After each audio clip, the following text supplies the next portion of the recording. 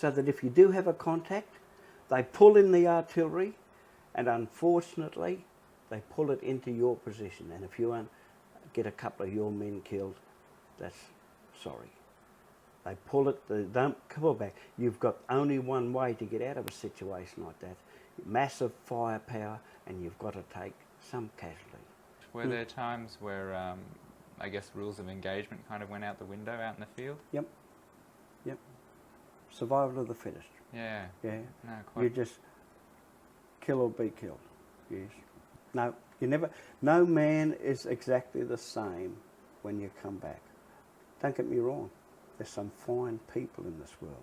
People who don't go to war, who have beliefs, that raise a family, you know, and do great things. And I've got a lot of friends, you know, and I respect them just as much as I did for the fellows who went and fought with me overseas. But you've got to understand, the fellows who fight overseas, they're a bit of a different breed.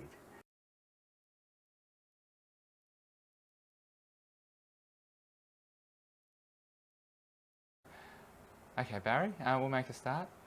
So if you can just give us an introduction to your life story. Right, my name is Barry John Laverty, and I'm 63 years of age. I was born in Brisbane at Sandgate in 1940. I'm the eldest of 4 boys, and all 4 have served in the army. And why the army? Why not Navy or Air Force? Well, I suppose we thought about it at the time, but I think army was the easiest to get in at that time. I wasn't sort of interested in going on ships, right? You get bombed out in the water, you're down, you never get out. If you're up in a plane, and I've had a few helicopters rides and plane rides in the army, once you're shot down, it's not the fall that kills you, it's a sudden stop. But in infantry, in army, you were on the ground and you had a chance. If there was a contact, we had set routines to go through if the enemy contacted us to get out of that ambush. You're on terra firma, you're on the ground itself. And we were all army mad, probably because of the grandfather and the uncles and whatever. But I never thought of anything else. And I joined up in Brisbane, I think it was Mary Street. They used to have the old recruit station down there, see? And I went down and I joined up. So can you tell us about training? How did you find it? Well, it was tough. We did many obstacle courses, and I can remember Canungra quite clearly.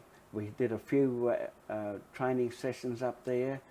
I can remember our rifle training out on the ranges, and we were taught to fire at the 50-metre range, the 100-metre to the 600-metre range. But you would do it, you might run. You'd start off at the 600-metre range. They would say run 200 metres to the 400-metre range, get down and fire.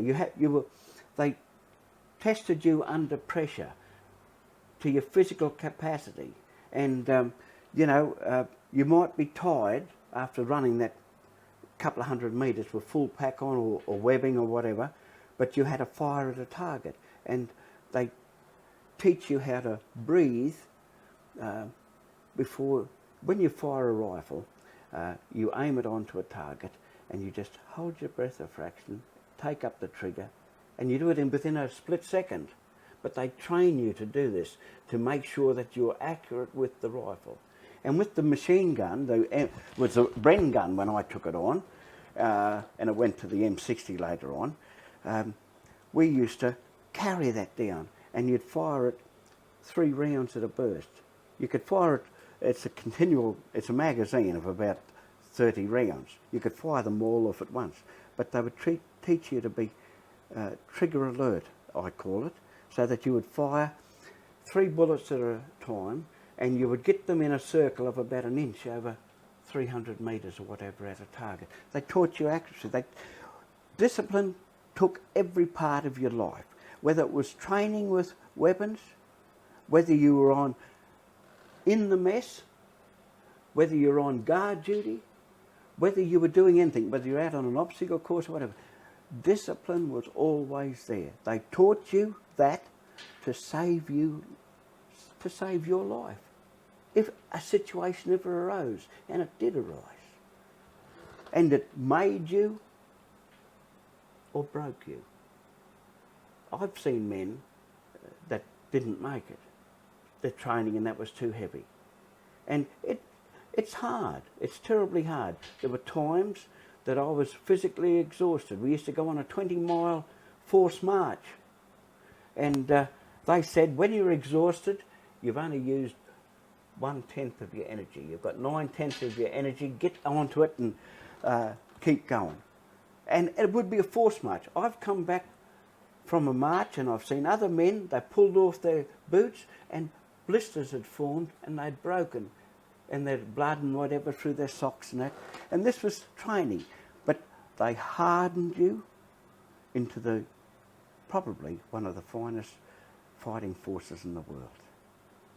I started off in the rifle section, then I went to the bread gun, and then I got made a lance corporal, and then when I went to Vietnam, they made me corporal of a section.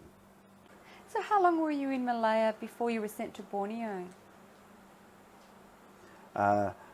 Just over 12 months, probably about 13 or 14 months, and then I was sent to Borneo for 5 months. And we went to Sarikan, and our company was given the company position at Bao on the M1. Can you tell us, Barry, about the conflict in Borneo that you witnessed, you were part of? Yes, look, I wasn't a corporal then, I was a machine gunner, and this was the one outside of Bao, where I said before we went in the Chinooks. The Indonesians at that time had hit the British troops from each side.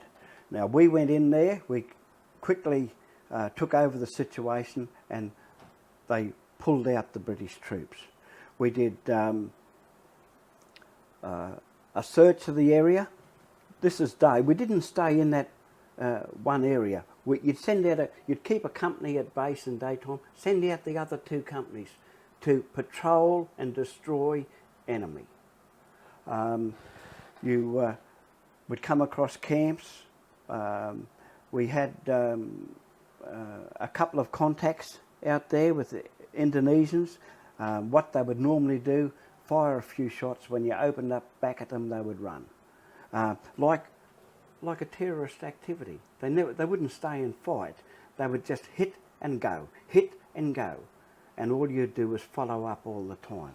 The British troops company did take a pounding on that occasion, and I can say to you that when my section commander said, "I want you in that pit there," there were 2 British soldiers dead, and I can remember to this day the flak jacket that he was wearing was half burnt off, and it was a terrible odour.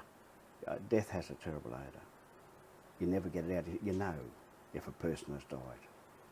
But anyway, that was just something that happened. We were there, look, it was hard to say, 3 weeks a month. We secured the area and then they brought us back in. It was only 1 company. We still had 2 companies back at Bao, and they were out patrolling. This is the thing, you never stopped. You were always doing something, patrolling all the time. This is what happened with the French in Dien Bien Phu in Vietnam. They built fortresses and they wouldn't patrol, and the Viet Cong got up on top of them with artillery and blew the crap out of them.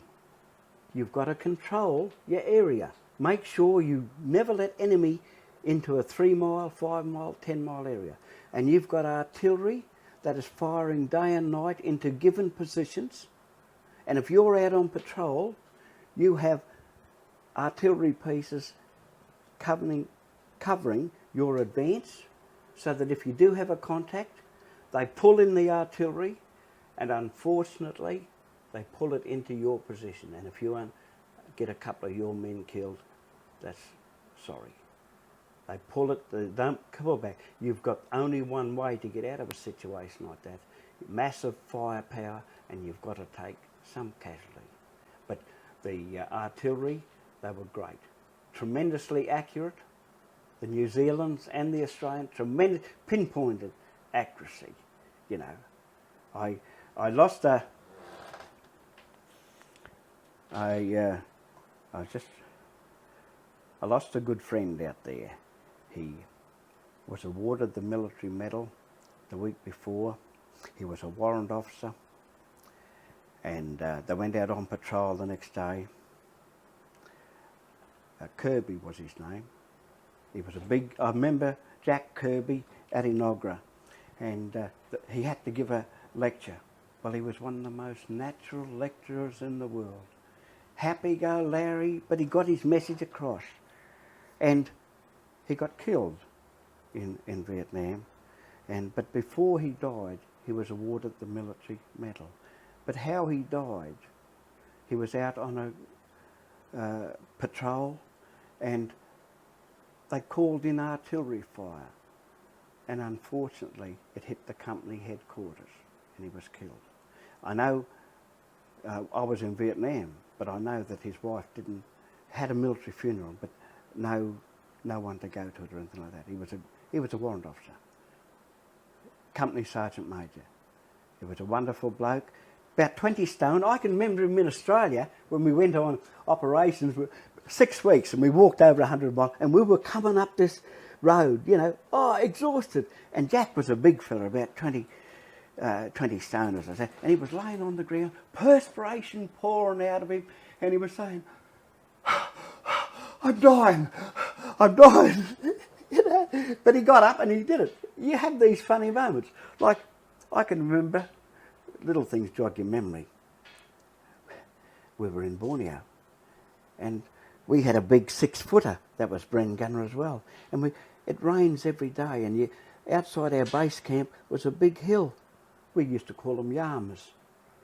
And he got halfway up the hill, and he said, I'm begged. So I was behind him. I was his number 2 at the time.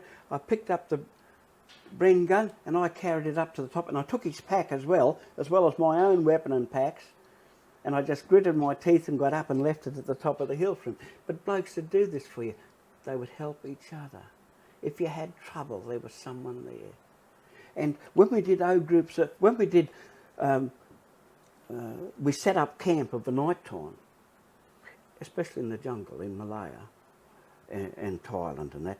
You would have an outside perimeter, and in darkness over there is pretty black. You can hardly, it's not like here, it is black. In jungle, thick jungle, it's very close to the jungle. And we would sort of make a trail from one hut to another. We had a little tent by scraping the earth. And of a night time, you would get little luminous creatures on that path, and you knew where you were going.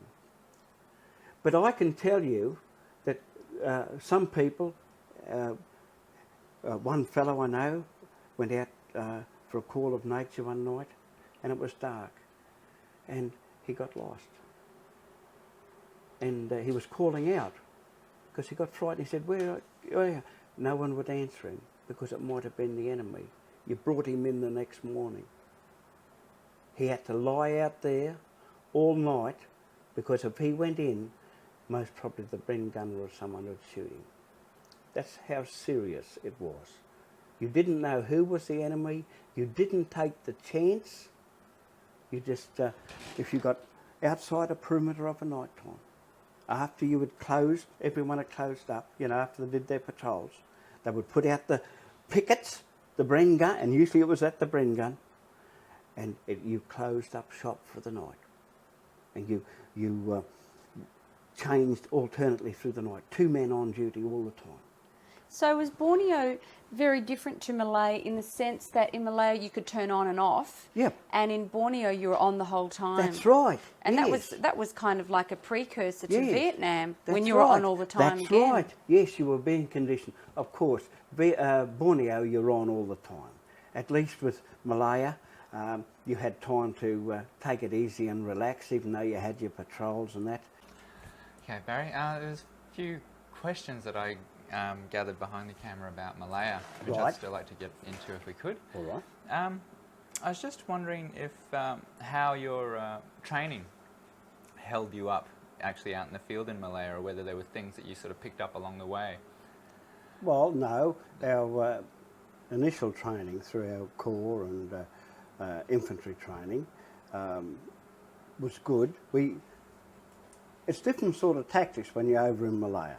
You can learn copybook tactics by the plan and that, but they're only a guideline.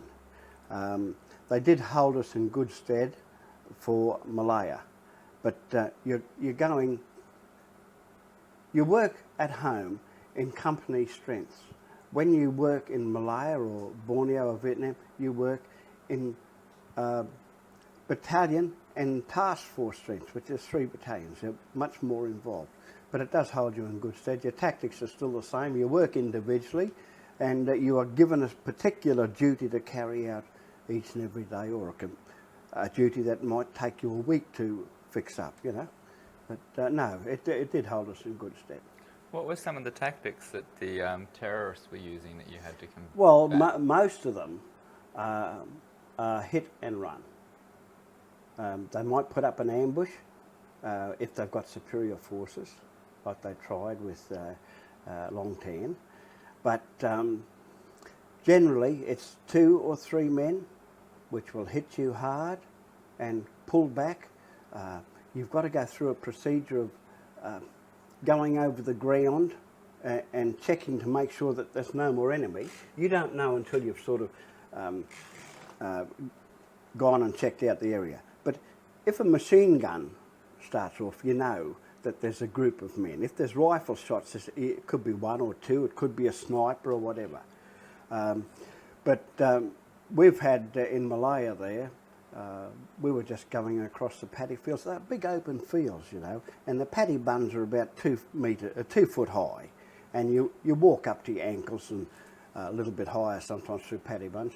We were walking along one day, and next minute down the road I see an enemy, and there was 3 of them, and they were just jogging along with the machine gun over their shoulder, very casual. They don't have tactics like we do. They just walk behind each other, and our gun opened up and it jammed initially, and by the time we got going they had run away, but they had, you know, gone completely. It took us about an hour and a half to reorganise and make sure that there was no one else there.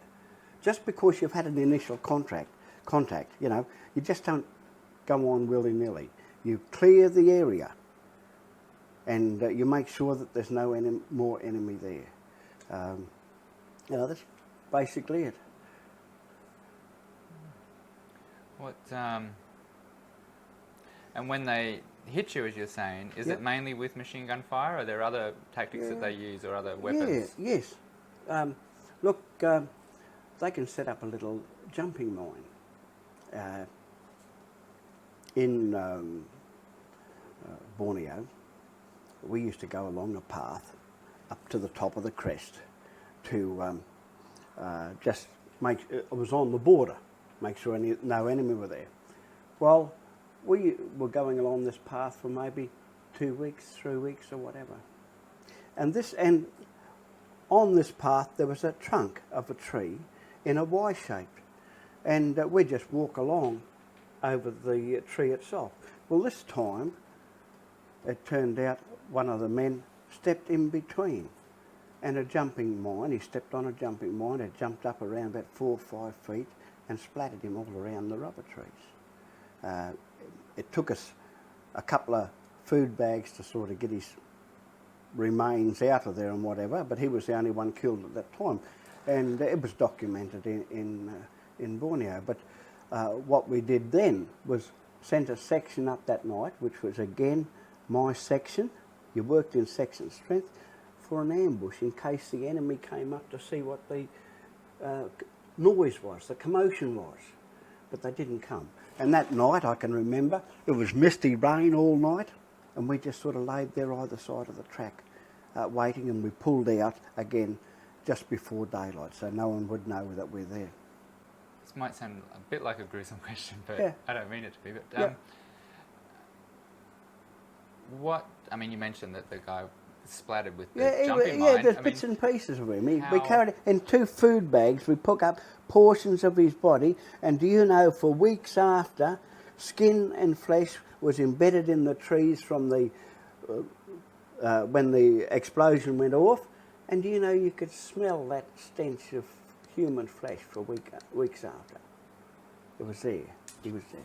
Can you describe what that smells like? Look, it's a smell that once you've recognised it as a decaying person or a dead person, you never forget it. It's an insipid sort of a smell, like rotting flesh, and it's peculiar all to its own. But once you've smelt it, you never forget it in your life. I mean, I haven't had any big contacts or whatever. I had the odd 1 or 2, but only a handful of where men were injured or died, and I'm happy about that. There's not big contacts where 10 and 20 and 15 died. I just mopped up afterwards, really. I was lucky.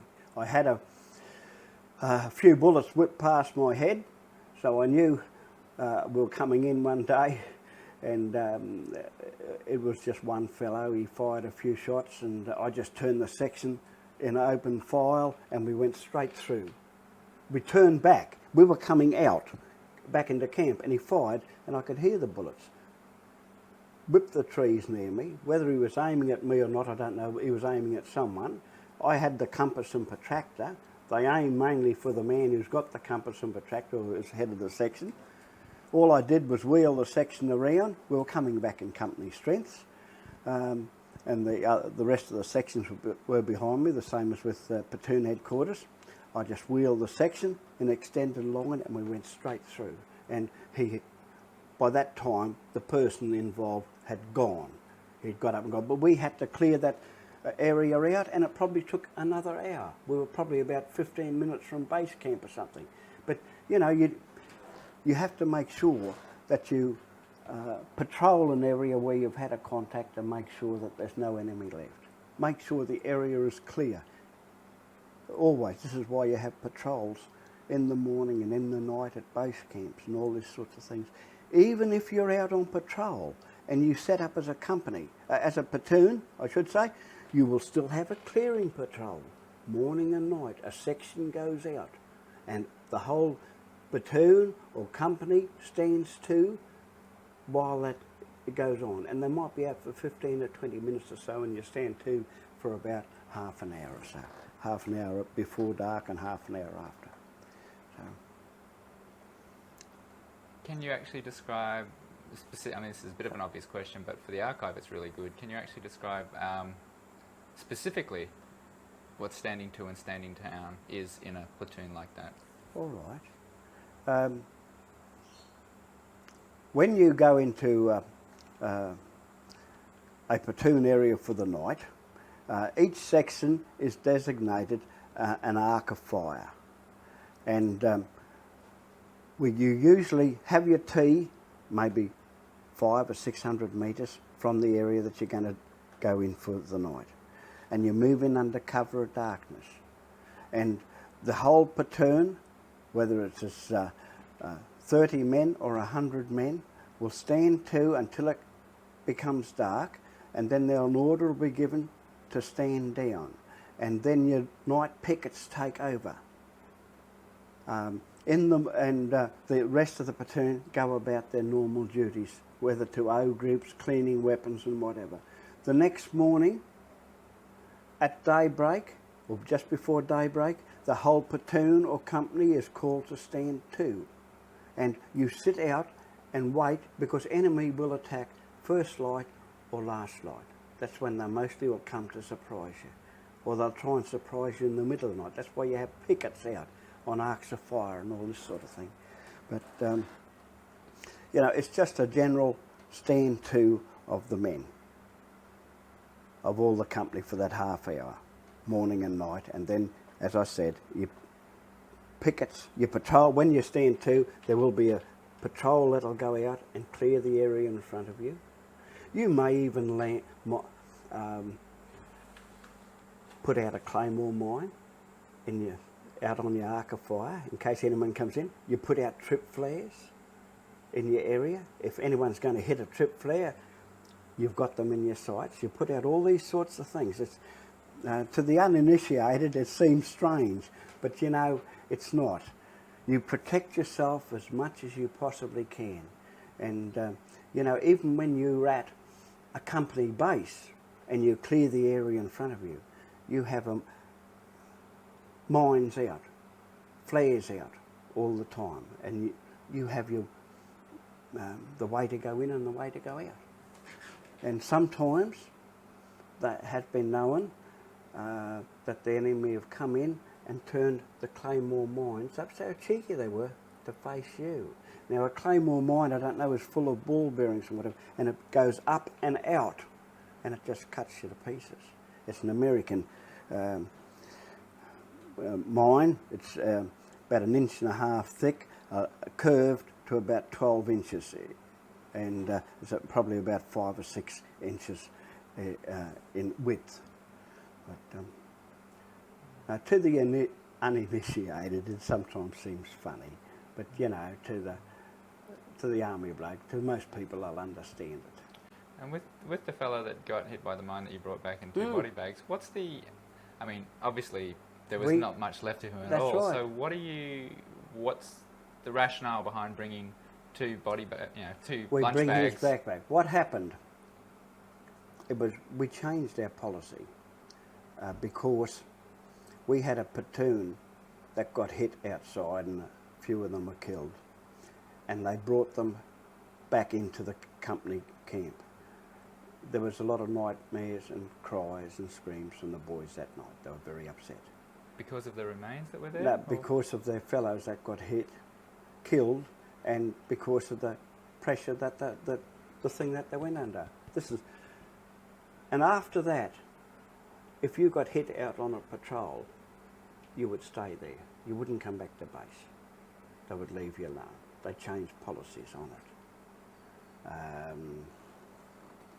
This time in Vietnam, when this platoon got hit, our platoon passed them on the way in.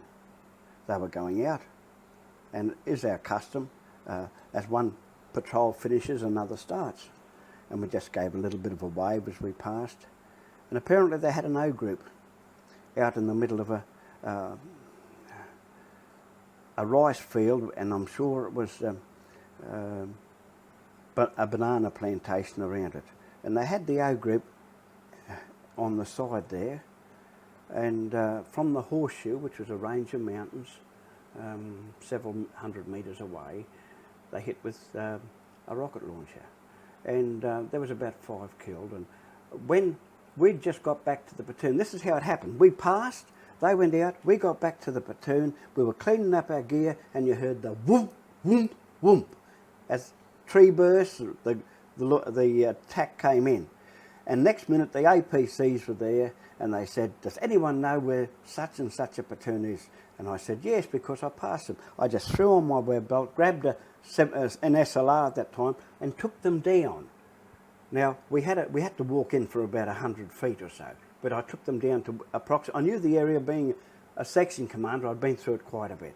So I just took the APCs down there, and they got the medical staff down there, and after they got set up, I just sort of got back to my platoon. But, you know, there was a number of them killed, and a very good friend of mine, he was the first NCO killed in 5 Battalion in Vietnam, and he left a wife with 2 little children under 10. He was young, 24, 25, and he was a good bloke. What happened, he was at the O group. When the rocket launchers came in, it was hit with most of his section. And his number 2 and Bren gunner must have been leaning over, cleaning the M60, and they were hit with a tree burst. And Gus tried to get back, and when he did, he got hit with a piece of shrapnel that went through his right cheek. When I got to him, I just rolled him over. He tried to get back to his section to help him. And I looked in his mouth and I thought it's gone into the throat, so I tried to clear his throat out, but it had gone into his brain. The shrapnel had gone in through the cheek and up the brain, killed him completely. Dead. But, you know, that's something you live with. It hardens you. You might feel sorrow. I remember it in the newspaper clipping. We got the newspaper clipping even in Vietnam, and his photo was there. So, you know, it's just little incidents that come to mind. But everything is done automatically. Your patrols are going all the time. They're in and out. It's so coordinated. You've got your helicopters flying around. Not one, not 20, 100 or more. You've got your airships. You've got artillery going off. You've got men, American, Australian, or whatever, all over the place. It's a tremendous noise. It's a tremendous commotion. And the biggest surprise of all was when I got to Vietnam and I hit Saigon airport. There were hundreds upon hundreds of personnel, planes and whatever. The noise was tremendous, and yet they were moving troops. You can have all this commotion, but things still go on.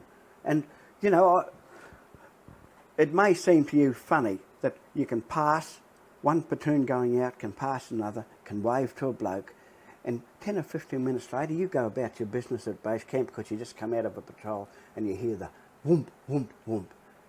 And sections of people have died in that time frame. You don't even think, you never think it's going to be you. No one does. If you thought it was going to be you, you'd never go. You know that, I'm sure like when you get up to go into a contact, no bullet's going to get you, and if it does, it's going to be nice and quiet. You just go to sleep. If I've gone off the question a bit, I'm sorry, but no, it's perfectly all right. Perfectly all right. I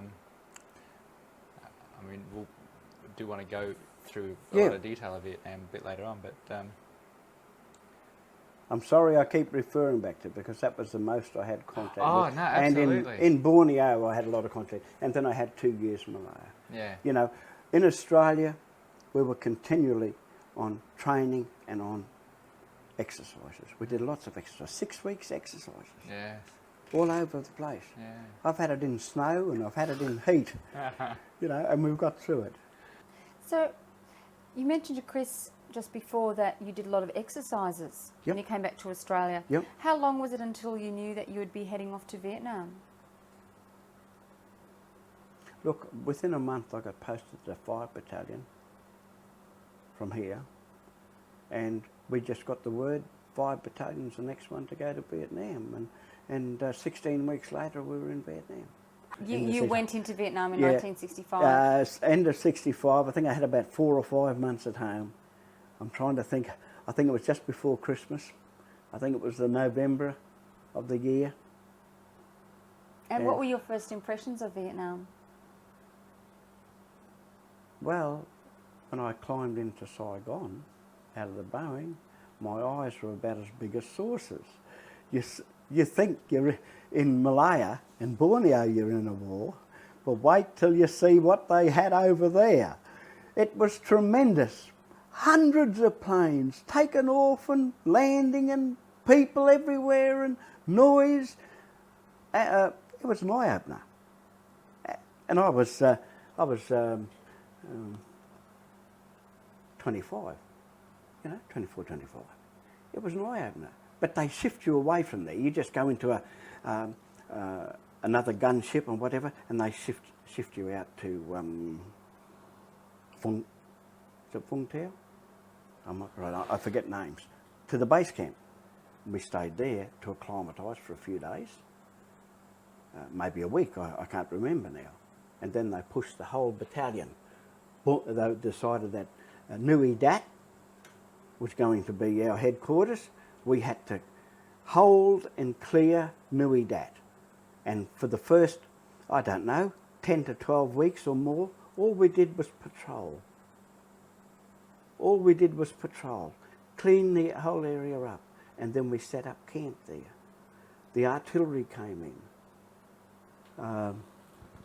But in the meantime, as we were doing this, the 12 or 13 weeks that we're clearing it, there was American gunships, B-52 bombers. You could hear them in miles away, boom, boom, boom, dropping the grenades, the shells day and night, artillery pieces off. It was a war situation.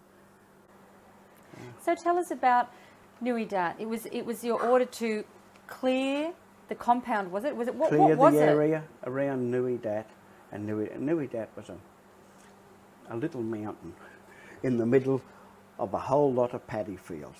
And on the left-hand side, you had mountains called the Horseshoe. Now, we'll come to that later on, because really, we didn't start clearing the Horseshoe till late in our term of enlistment over there. And the other battalions sort of behind us took on the Horseshoe. But it was probably a mile to a mile and a half square. And we had to clear the area probably for 10 mile around it. Had to clear it right out on patrols. We never had a base camp or whatever. You just clear out. It's like we cleared out all the area around it, and then we came into Nui Dat because we knew that no one would be there. And the battalions, we were on the east side of Nui Dat. The other companies were to the north and to the south. They didn't actually sit on Nui Dat. We did. Charlie Company was on the east, next to the artillery. So can you tell us what you actually did in the first few months of clearing Nui Dat? What did you physically do? Well, I had a section of 7 to 9 men, and at times we were the lead section, the rear section, or side sections. You have like a diamond formation with your platoons. And I just, they'd give me a particular point that I'd have to go to.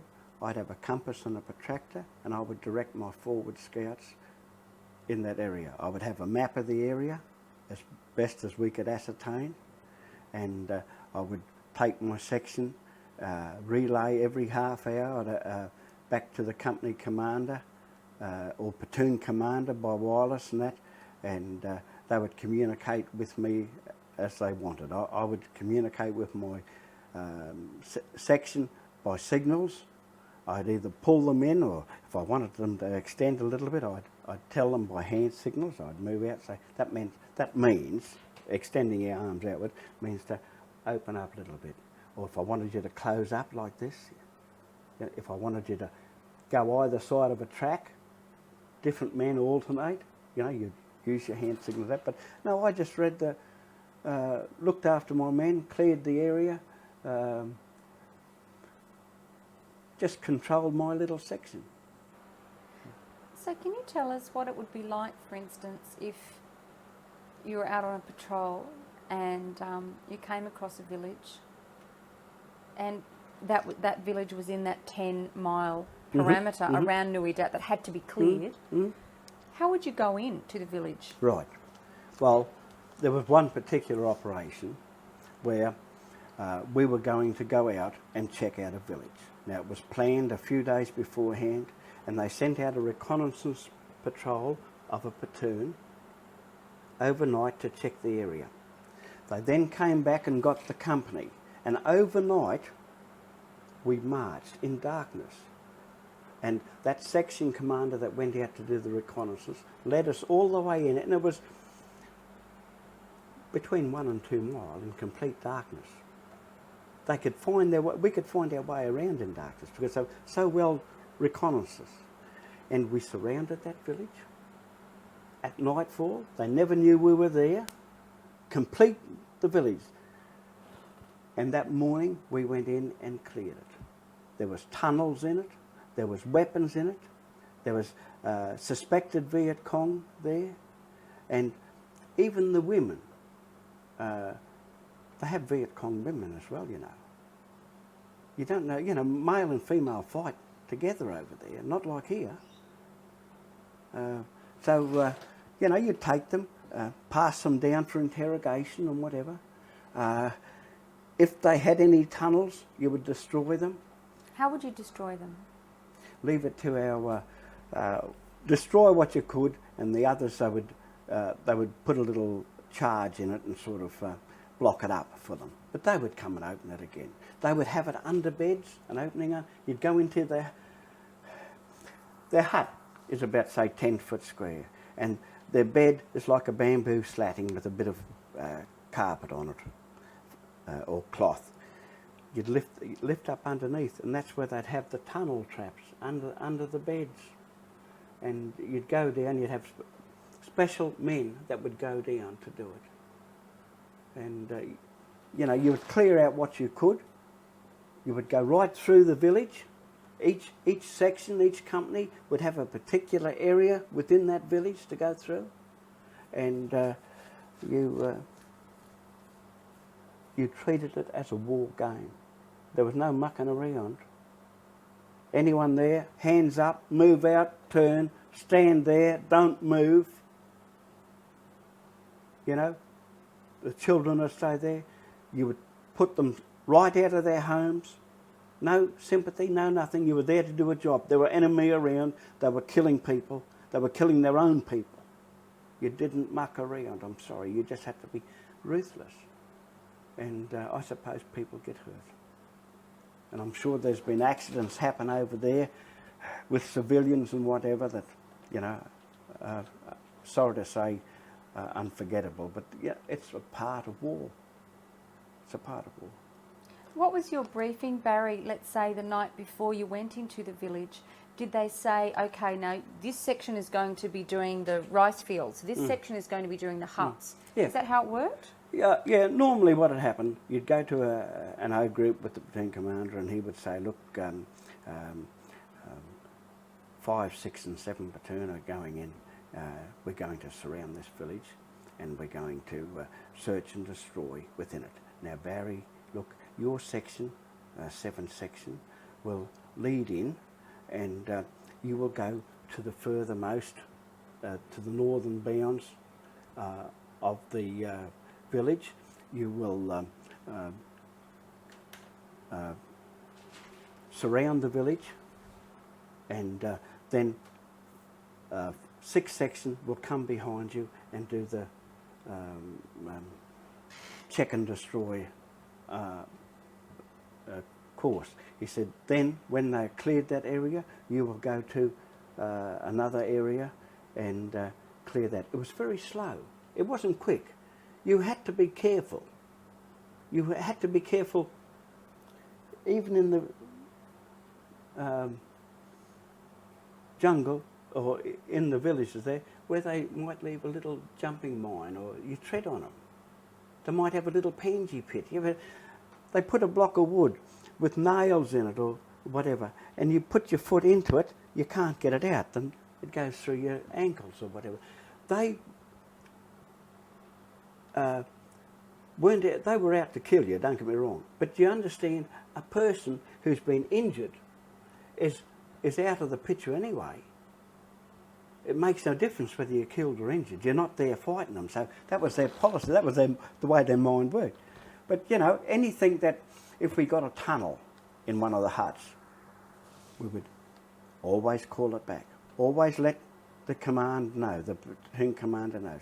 He would direct you from there. If you had a suspect, if you got weapons, you would immediately send it back to your platoon commanders, to your platoon group, and they would direct from there.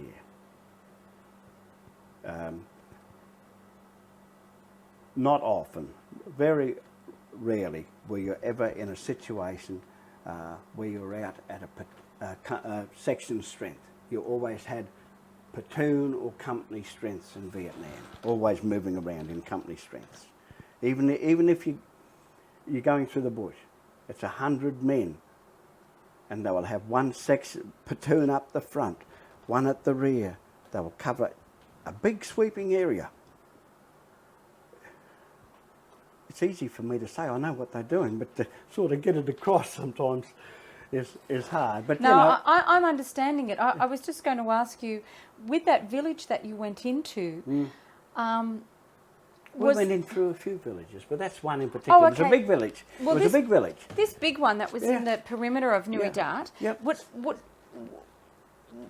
I mean, was there a situation there that was very hostile? Yes, we knew. Yes, they were hostile. They were sympathetic to the Viet Cong, and we knew that Viet Cong were coming into the village. By our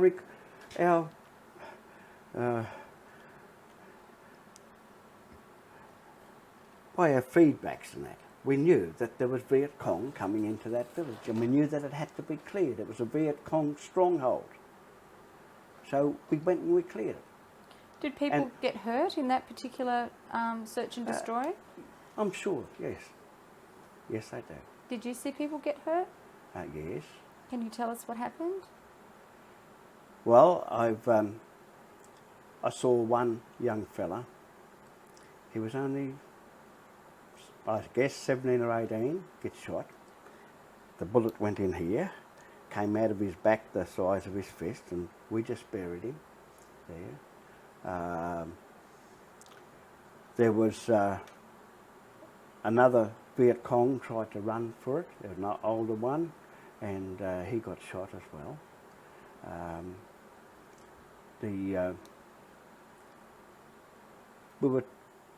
You couldn't even be gentle with the women, I'm sorry, because they would kill you quicker than the men.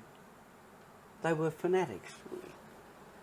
But no, look, it was only a couple of little instances that happened. But if you could bear in mind that I'm only just one group of 7 men. If you've got 100 groups of 7 men, there's something going on all the time, and there's a lot of action. You've got to multiply things. Why do you say that the women could be quicker than the men? Did you experience that? Mm-hmm. Yeah, they would shoot you, and I've seen them shoot another person, a Viet Cong woman, and I've seen Viet Cong women killed as well. They,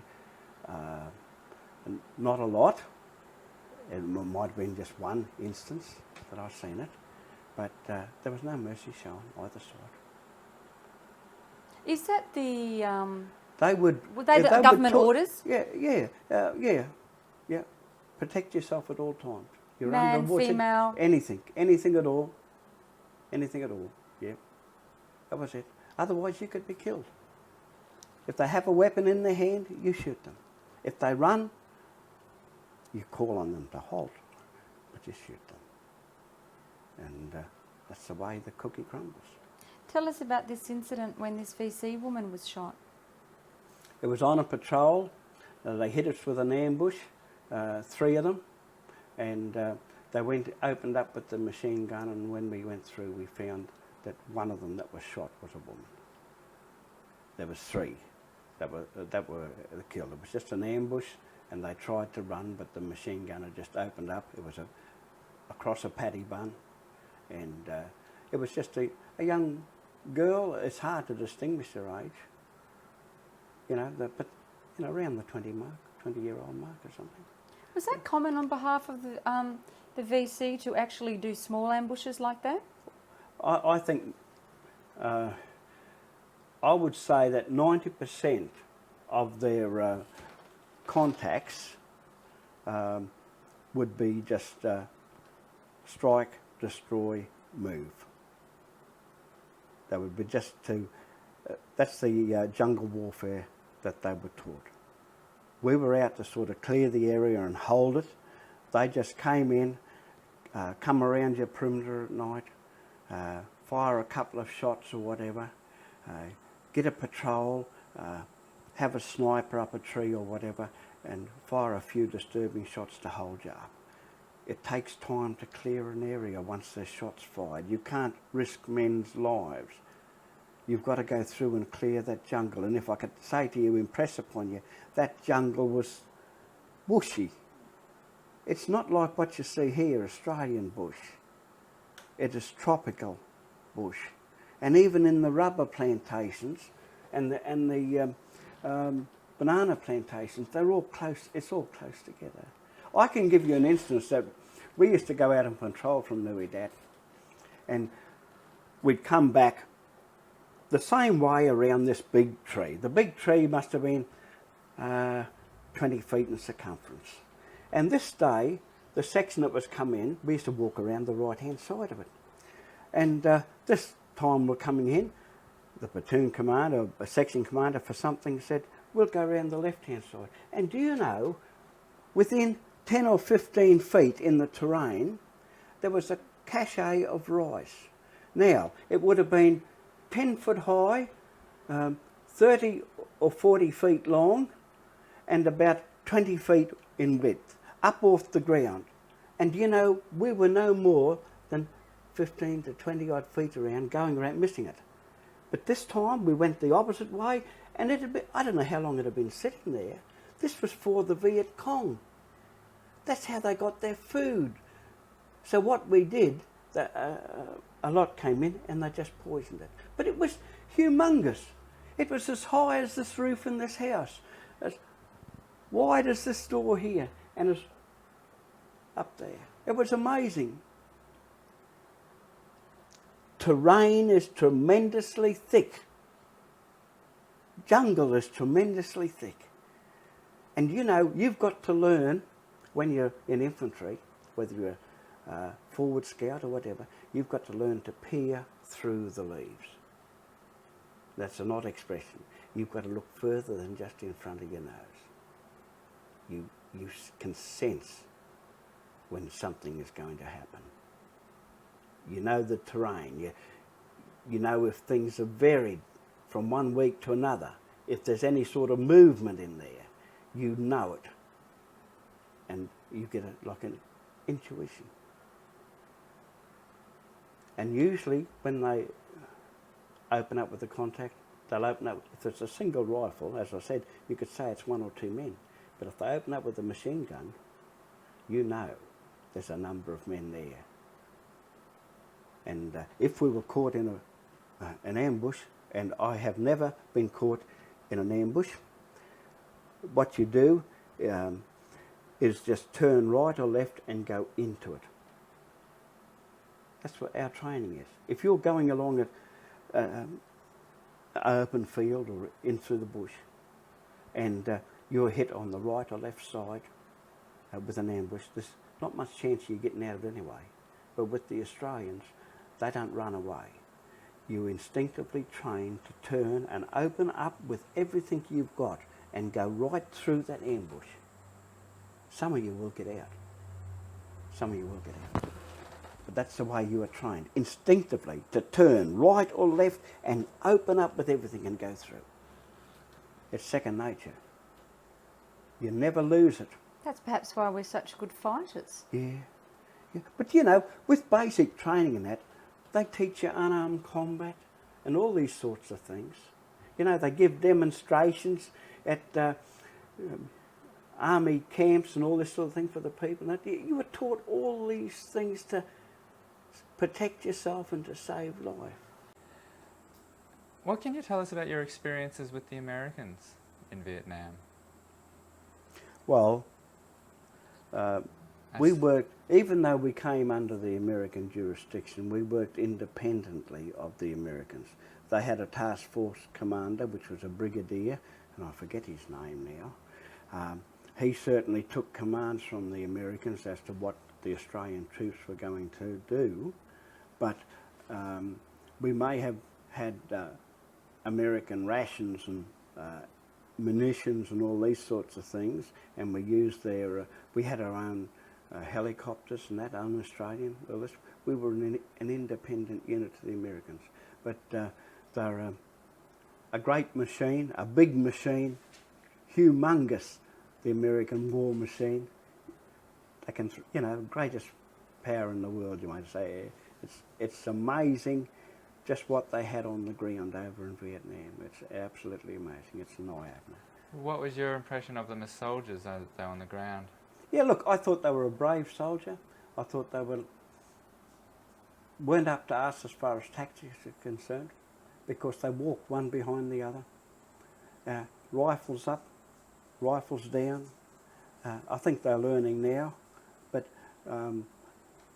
they didn't have the tactics or the planning that we had, and I don't think they're a brave fighter, but I don't think they were as good a fighter as the Australians. But they've got everything going for them, all the weapons in the world. We've got nothing compared to them, and yet our casualties are a lot less. And, well, I mean, pro rata, you've got to work that we're a smaller group. There's only a few thousand men to 30,000 Americans. Nevertheless, we don't suffer the casualties that they do. But they're a good soldier, a great soldier, always a buddy.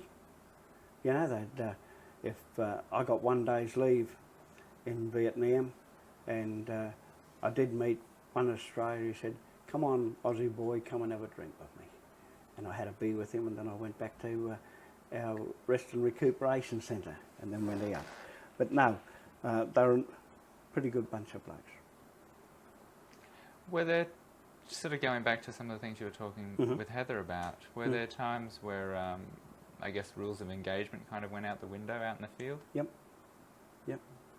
Survival of the fittest. Yeah. Yeah. No, quite. You just kill or be killed. Yes. Yeah. Funny thing with jungle warfare and that, you don't see a lot of enemy. It's very spasmodic. You don't get great 100 men. You might get 2, 3 to 10 men. They work in little groups. They hit and they run. They hit and they run.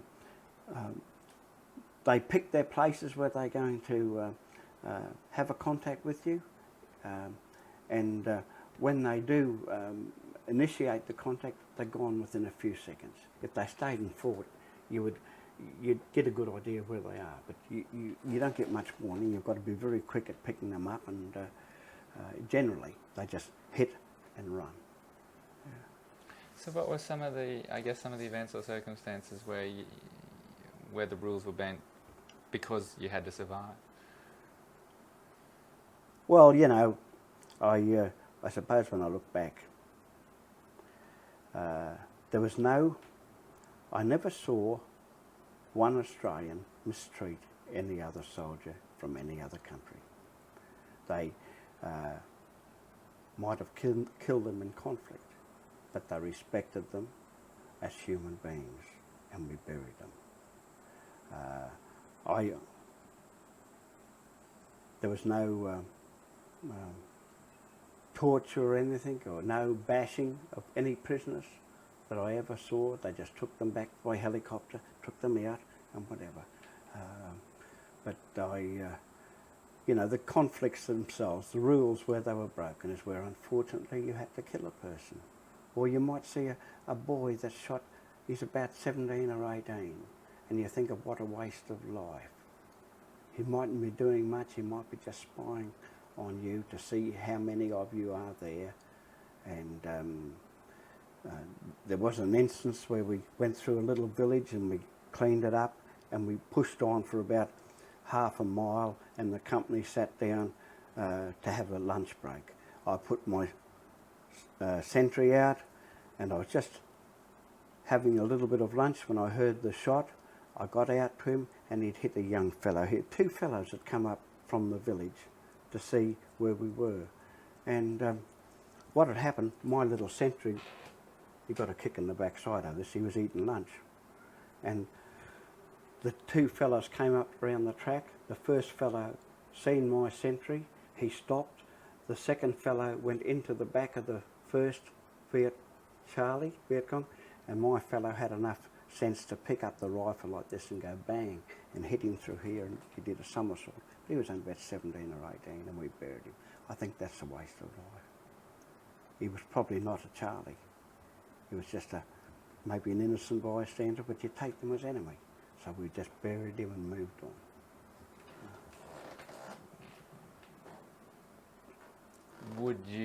Was there any kind of, I guess, protocol of going to let the village know, or you just bury them where they were and that was No. it and move No, on? we buried them as they were. No, you don't know where they come from. The village, when we went through it, was a stronghold, but it was deserted and we wrecked it. We wrecked it completely. There was nothing there. But where these two had come from, I don't know. The unfortunate thing was they weren't carrying any weapons, but they were spying and they stopped and my little sentry just went bang. And unfortunately he got killed. So The other fellow ran away. I got out there and I said, stay there, cover me, and I went out with my 2IC and we just cleared a little bit of area to make sure there was no enemy out there. And then we came back in. Then we just decided to sort out the young fellow that was killed. But instantaneous. You just don't stop when there's a contact. You go through it, clear it out, then you go out and you clear all the area to make sure there's no enemy again. This is just basics of infantry. But given that in that circumstance, you have to accept everybody as enemy, why did you kick your sentry up the bum for? But I kicked him up the bum for having lunch while he was out there. He shouldn't have. He should have waited till he was relieved and come back in and he should be on guard. He might have got the both of them, not getting one and letting one get away. He shouldn't have been eating while he was on sentry duty. That's what he got a kick in the backside for. But he was only a young fella and he was number 2 on the Bren too. He was a good bloke, young fella, young National Service. Yeah. That was the reason why he got a little bit of a rev off me. He could have got himself killed. If his back was turned the other way, that's right. Could have been the end. That's right.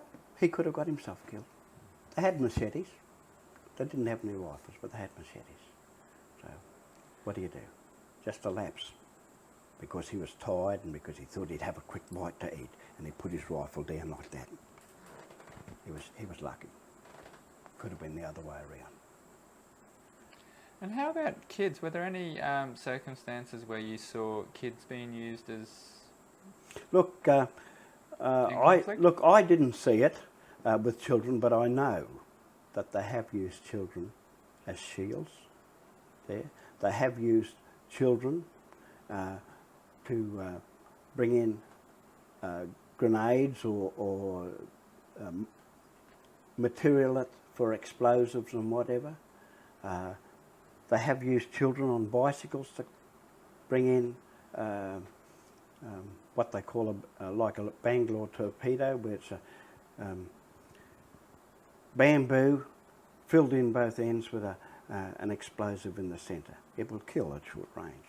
And they would bring it in and use it. Yes, there are times that they don't care. They don't worry about life. They don't worry about children. And certainly they've used children. But I've never come across it. I have come across children smugglers where of a night time we've picked them up and we've had to take them back to a company based for an interrogation. But it's just passed on down the line. But no, I've never seen it where they, in any contact that I had, that they used children or anything like that. The Viet Cong was a good fighter.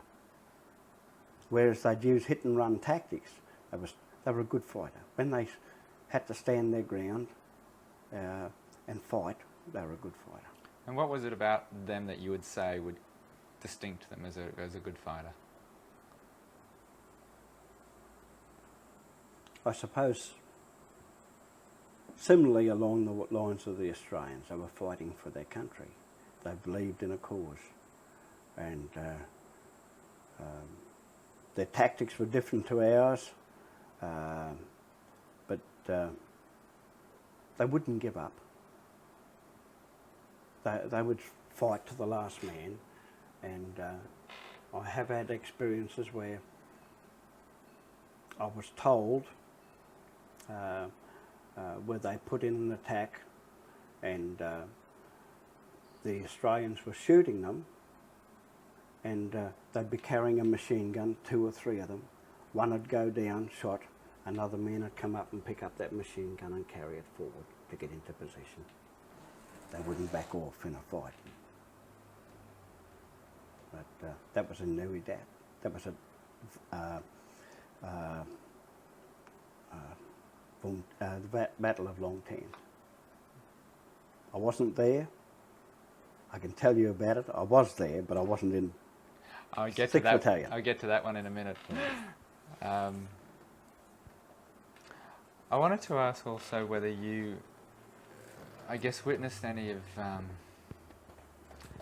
I guess, the atrocities or coercion that the VC were using on the local villages. Yep, yes. What sort of things? I've seen them maimed, I've seen them injured, I've seen them murdered because they wouldn't come across to the Viet Cong's way. They, it's just a way of life. But you get their own people. You'll see a little child with only one leg, he's had it blown off or something like this. They don't, like we do, when we set a mine pattern out, we clear it after we're finished with it. They don't. They just leave their little jump-up mines and that in the ground for people to stand on. And, they kill their own and maim their own and, just the name of the game. Did that make it a harder fight, knowing that you were having to deal with, I guess, South Vietnamese that were perhaps... Yeah. You never knew which was your enemy because they all dressed the same. The Viet Cong had a sort of a uniform, but the most that we come into were just dressed as peasants or whatever. Just a little conical straw hat and usually dark trousers and like a top, a loose top sitting out the side. Yeah, they were just as villagers. But you never knew which was the enemy, so it made it all the more interesting. From Vung Tau to Nui Dat, when they got it sort of organised, we had trucks that came through bringing in the goods and sometimes bringing in men. You had villages, people, Vietnamese on the side of the road and that sort of thing, and you wouldn't know who was your enemy or not. You just, if there was going to be an action, you were prepared for it every minute of the day. You didn't let your guard down. We even had plans, if you were in an armoured convoy and got hit, the best way to get out of that, turn a defensive situation into an attacking situation. And if you could How would you do that? Can you actually walk us through what you would actually do in that situation? Well, if depending on which of the trucks were hit, or not so much like a mine, they were usually fired upon. You would have maybe 10 or 15 men in a truck, and you'd have a seat either side and some sitting in the middle. If they opened fire on you, you would immediately, they'd stop the truck, you would board out left and right to the opposite area of where the attack came from, form up, and then try and get out of it the best way you can. But another thing too, the ones that weren't hit, the trucks, they didn't stop. They went straight ahead. Keep out of trouble. If because if they stop, they might get into trouble as well. They usually take out one truck. I've never had it happen, but we did have procedures in place where if we were attacked in convoy, how to react to it. And they did use trucks and that from Vung Tau to Nui Dat. Were there anything that the VC did to the local villagers or chiefs that I guess stand out as particularly? They killed them, took them out and shot them because they wouldn't agree with them. Yeah, I've heard of that. I actually didn't see it, but it was common knowledge that that's what they did with the head man of the village. If he didn't comply, take him out and shoot him. Yeah, and I'm sure they killed quite a few of them. Yeah. Any villages that didn't agree with them? Bang. Yeah. Couldn't care. Human life was nothing.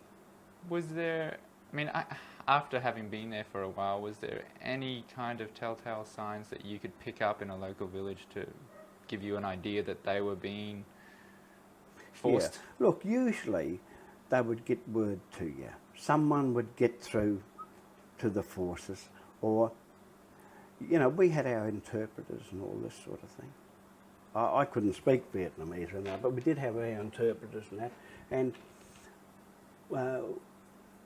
we had our patrols out and that. And you had Vietnamese forces with you as well out there.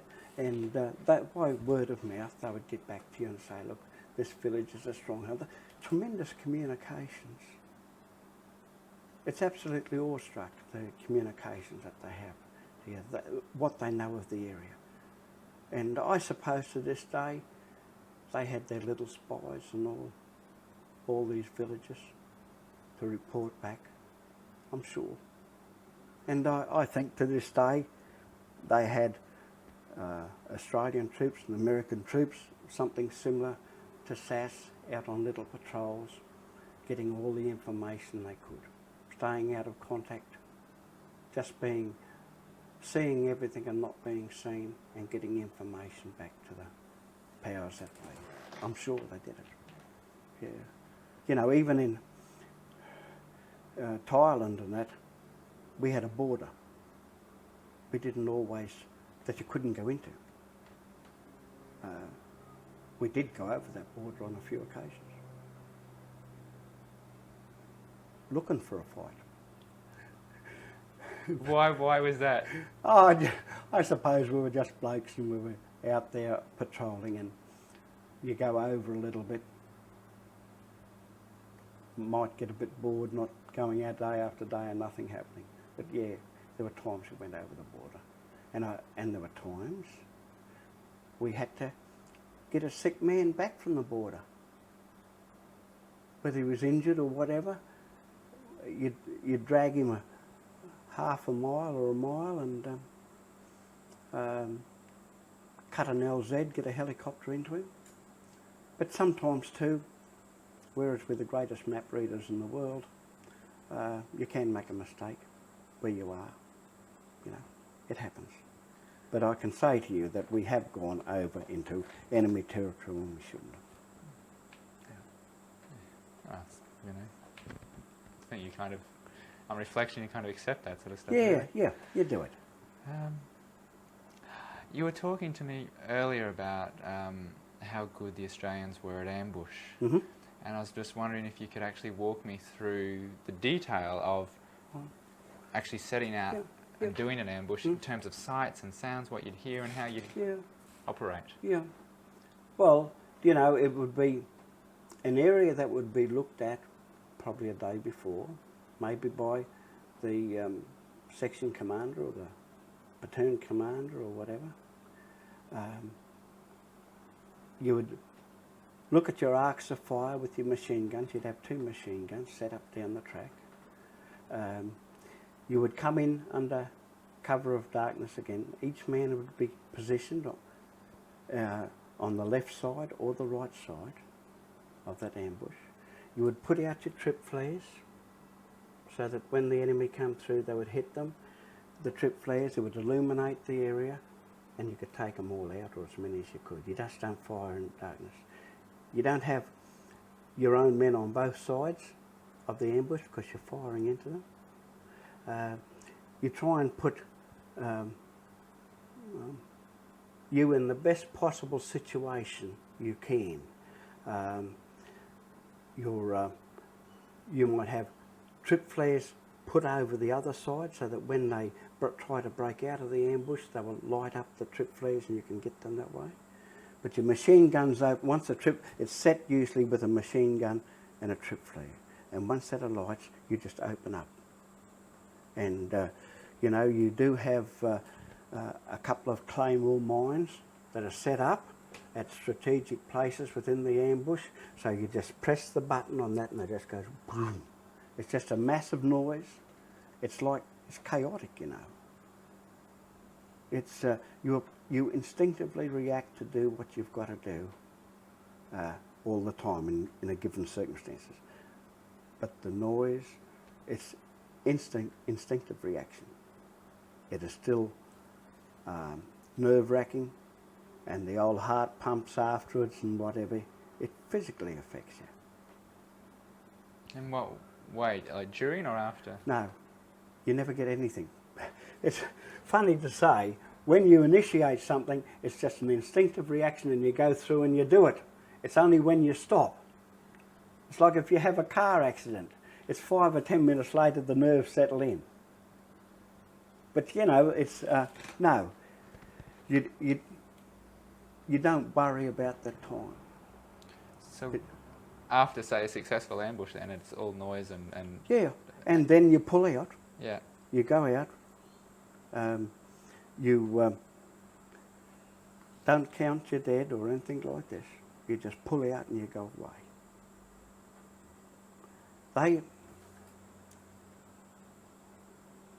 I heard of an instance where they set up an ambush one night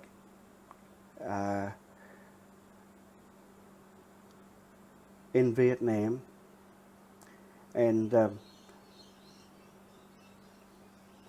the enemy started to come through the Viet Cong.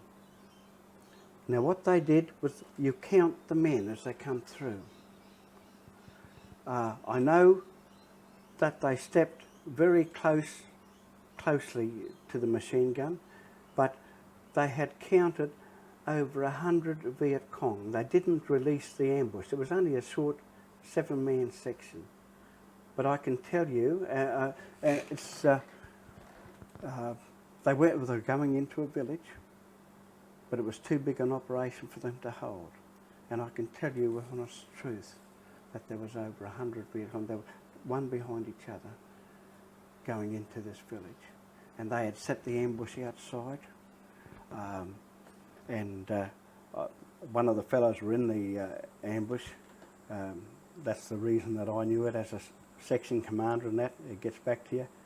But what they did, they called in artillery further down the road into them when they passed out of the ambush. They didn't let them go, but they called in artillery on that time. That'd be quite a quite a night. No, it's quite. You know, it's to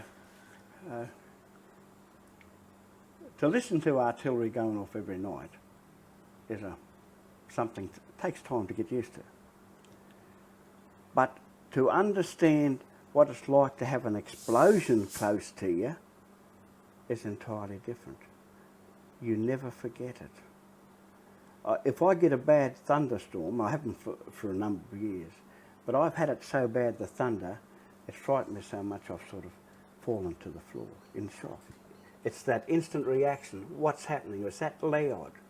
You never forget it once you've had a contact, once you've had artillery or fire on you.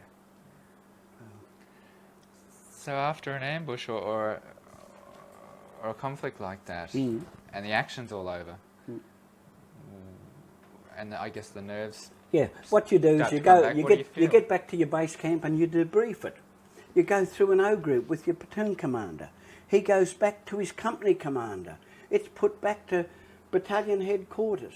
You debrief, you brief when you go out, and you debrief when you come back in. Everything that happens, and you learn by your mistakes. That's the way they work it. But you pull out.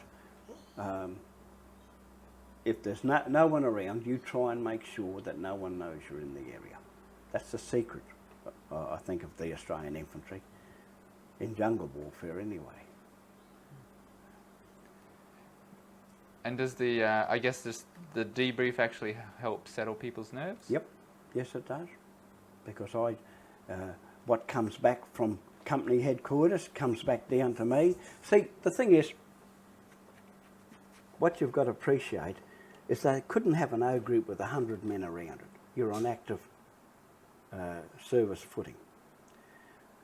what they did was pass the message on, and you in turn, you could go to 6 or 7 men, or if you couldn't get them all together, you'd go to a couple every here and there and just tell them what's going on. You might have to repeat the story 3 or 4 times, but you work in individual groups.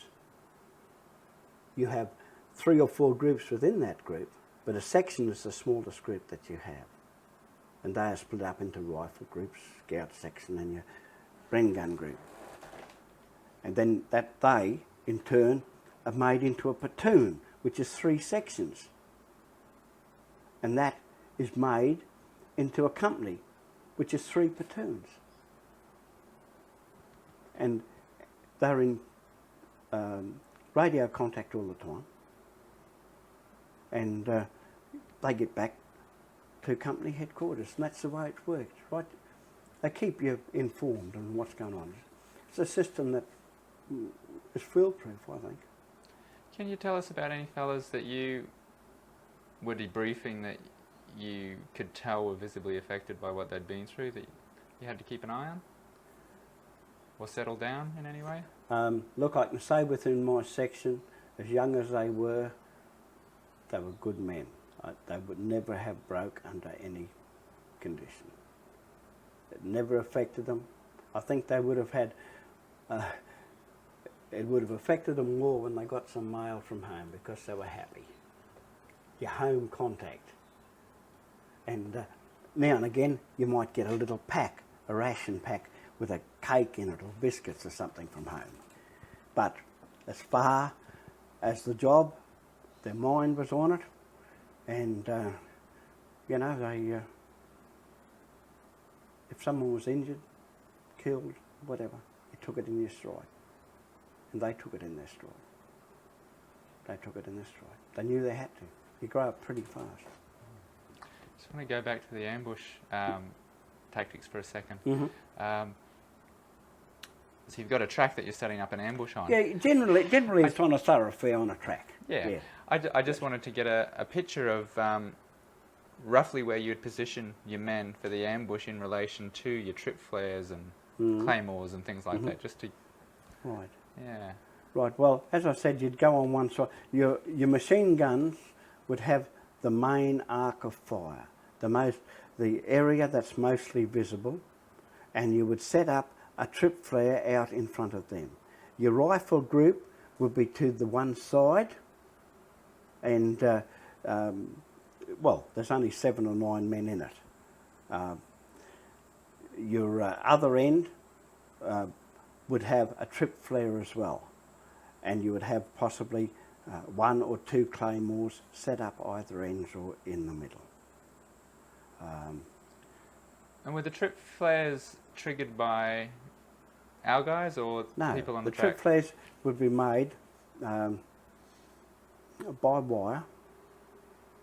You would put a stake in the ground, you would put your trip flare out, you would set it up, the section commander would take the pin out and leave it set there. They would come through and trip the wire. I have seen flares go up as the NCO was taking the pin out too. In that case, and it was we laugh about it now, but it wasn't funny then. You had to pull out of the ambush straight away and give it away, because they know you're there for miles. They know you're there. Yeah. You had to be. It's funny. It happens occasionally. It happens occasionally. Yeah. Bit of levity. I had one instance in Vietnam where my forward scout came back and said, "I've hit a wire."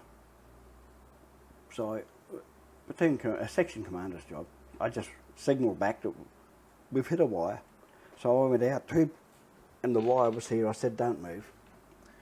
And I had to you go along the ground, you slide along to wherever the mine was. And what you do is you have a pin, and you put the pin back into the mine. But this one was so rusted out and that it would never have gone off in a million years anyway. But you're not to know that at the time. So the old sweat's beading on the forehead as you're going out to try and say, if your man moves, he could get blown up. So you've got to diffuse the situation. But, you know, no worries because it was corroded and everything. The Americans might have left it there, not so much the Viet Cong, because we found that with some American campsites that we'd gone through, they hadn't properly cleared it. So, you know, just a job. Absolutely. And you laugh at it. You've mentioned a couple of times that you averaged about 4 hours sleep a night. Yep, in your for months. time of that. So how did you physically deal with the fatigue and that, or you know? Yeah. Look, I think the body's a wondrous thing, you know.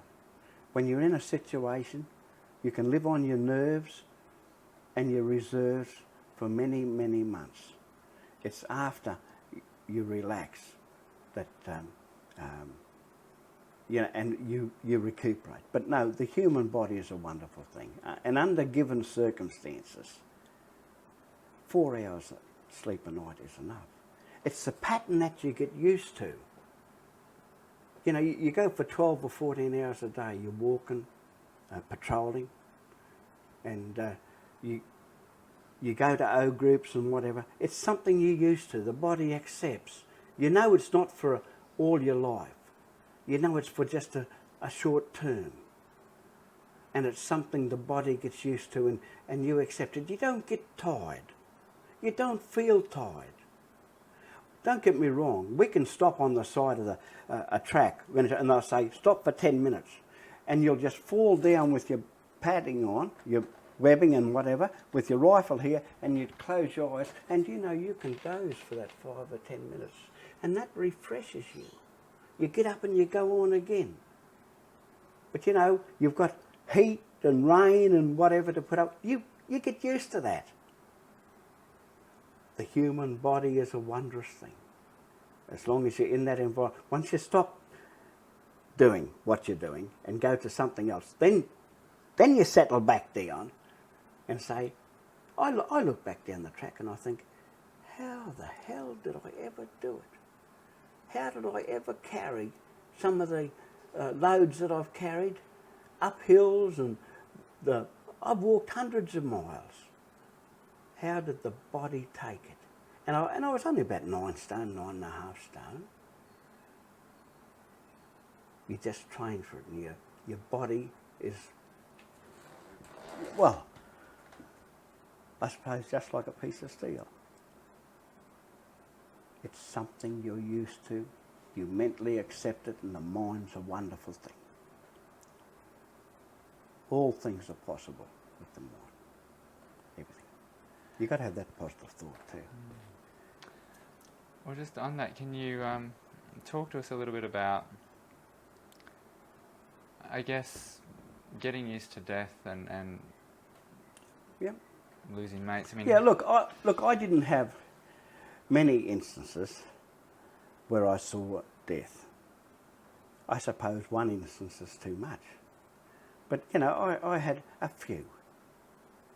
And I suppose the first time you see it, if it's your own, you feel angry, you feel a little bit shocked. So that it brings you back to reality and it says, that could have been me.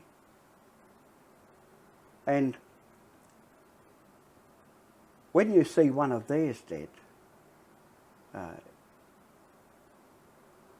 you may feel some semblance of emotion, but you become hardened. You become used to it. And, you know, death is well, you may as well say an everyday occurrence. But I must admit, when I got to my mate and he was killed in the ambush, it hurt me because we were great mates. We kicked it off in Sydney. You know, we had different sections together in different platoons. And, but I had my own section to think of, and you put your thoughts back to the back of your mind. I was sorry to see him go. Do you remember? But after that, I couldn't care. I couldn't care. I've seen, you know, dead men in civilian life.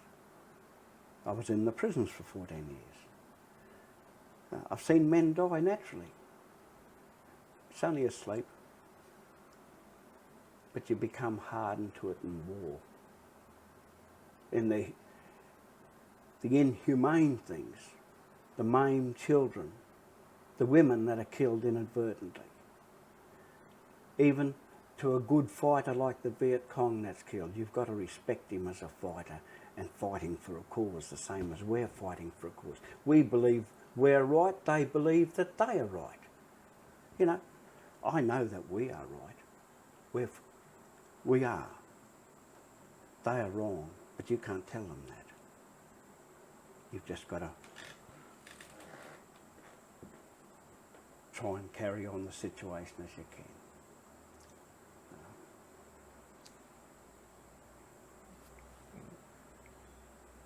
Kind of wanted to ask you this question a few minutes ago, but I will now. Yeah. I was just wondering what did go through your mind when you actually came to your mate who had been killed? I mean, before you actually had to snap yourself look, out I of didn't it. know. I didn't know that he was dead initially, but I could see that he was sort of blue in the face. Right. And what you do is you all practice a bit of first aid. And I saw the little hole in his cheek, and I just sort of opened up his mouth. He apparently wasn't breathing, and he, as I said, he was a little bit bluish to purplish in the face. And there was a lot of congealed blood in the mouth and down in the throat, which I tried to clear out. And it wasn't until a couple of the other medics that came with the APCs come up to me and said, look, he's gone. And I just went back to his section. His number 1 on the machine gun was killed. His number 2 was killed. There was about 5 of them killed. But no, I suppose you get shocked, but you're used to these things. You train for these things. I don't think I've had any, I never had any nightmares while I was over in Vietnam, Malaya, Borneo, or any of those things. My ghost chase me more now that I'm home. 30 or 40 years later, I have my nightmares, I have my bad nights, and it's my ghost chasing me. But it's life. It's not uncommon. No, no man is exactly the same when you come back. Don't get me wrong, there's some fine people in this world, people who don't go to war, who have beliefs, that raise a family, and do great things.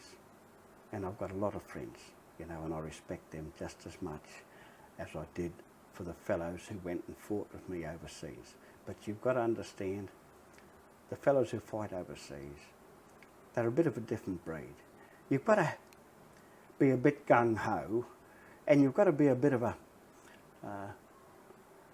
like a desperado. Devil may care. If I could have won a VC, I would have. If the opportunity came up, I would have a go, even if I got shot. Because if I got shot, it's just going to sleep. But the opportunity never arose. A couple of mates of mine, a platoon commander, right? He got the military cross. Rayner was his name. And he did it through an ambush. He's brilliant through an ambush, getting him out. It wasn't to be. I wasn't an officer. But they're a cut of a breed. They're a different breed. Larrikins, you could call them. When you get in there, look, life is so cheap. Why not? Why not live for now? That's the way you go. I think anyway. I might be wrong in my assessment of the blokes, but... Is that an attitude that you brought back home with you, or that was something purely for the field?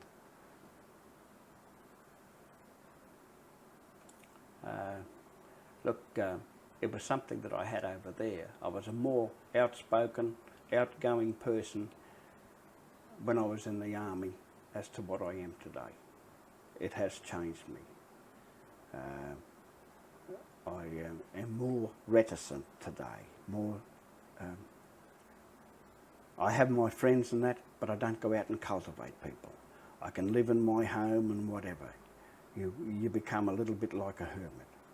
But I'm 63. I don't suppose I'll ever change. Barry, you mentioned to Chris that you went into Long Tan after that, the battle there. Mm-hmm. Can you tell us what happened that day? You came in to clear up, was it? No, well, what happened, they had, I think, a group of entertainers coming to Bahria to entertain the boys. D Company 6 RAR were out on patrol, and it meant that another company had to stay back at Nui Dat to give them some sort of protection. And it happened to be D Company 5 RAR. So you've got D Company 5 at Nui Dat and D Company 6 RAR out on patrol. Now, as I understand it from later, what happened, I was up on the top of Nui Dat. We had a big 50 cal machine gun set up there. And I was on, at the time, I was sitting out there on sentry duty. And next minute, to my right, came these big clouds of black smoke, about 4 or 5 of them, and the whoomp, whoomp, whoomp. What I didn't know, it was our artillery coming in onto 6th Battalion. They had been hit by the Viet Cong. They were coming across to hit Nui Dat, right in our line, and I seen the action, and what happened, to cut a long story short, the next day we went out and sort of cleared the area, the dead and the wounded, from where 6th Battalion were. But what had happened, they'd run into the Viet Cong, and they'd opened up with machine guns, the Charlies, on the Australian troops. And they brought in the artillery pieces to give them covering fire. They brought in APCs, they lined them up one beside each other. It was late in the afternoon, and it was, by the time they'd finished it, it was dark. It wasn't until the next day that we got our orders, after the initial contact and the Australians were killed and whatever, that we went out to help clear the area. What we did was pick up weapons and buried some of the dead Viet Cong. It's documented in a book that I've got in there, if you ever want to read it, you know. 5 battalions stayed out with 6th Battalion, and they went on patrols throughout that area. It wasn't long afterwards then that I was injured, and I was casevaced back to headquarters. Now, can we just slow down a bit, Barry, because I'm going to ask you about that day that you actually did get injured. But before I ask you about that, when you went into... we were brought in by APC personnel carriers. Into Long Tan? No, we're out into the area of the Battle of Long Tan. Yes, we were brought in with APCs, section at a time, straight in, and we went straight out. Did you bring the Australian bodies back to Nui Dat? I never had any, no, I didn't, they were helicoptered out. We had no contact like that. I know that by that time 6th Battalion Delta Company had been pulled back, and we were just out there to clear the area. You know, and that was basically it. We went on patrol from there. Now once again, when you're saying clear the area here, you mean actually clear it to make it safe? That's right. To make sure that there was no enemy out there anywhere. That there was no coming back with their weapons or whatever. It was a company force that was over 100 men that were coming in to hit Nui Dat at that time. We didn't know it. And it was just through sheer luck or misfortune that they run into each other. I don't know the full story of 6th Battalion. With Delta Company, 6 RAR, a friend of mine called Buddy Lee was the section commander of the same section that I was in 6th Battalion. He was D Company, 7th Section, 6th Battalion. I was section commander, D Company, 7th Section, 5th Battalion. I know him. I know that he got hit 3 times.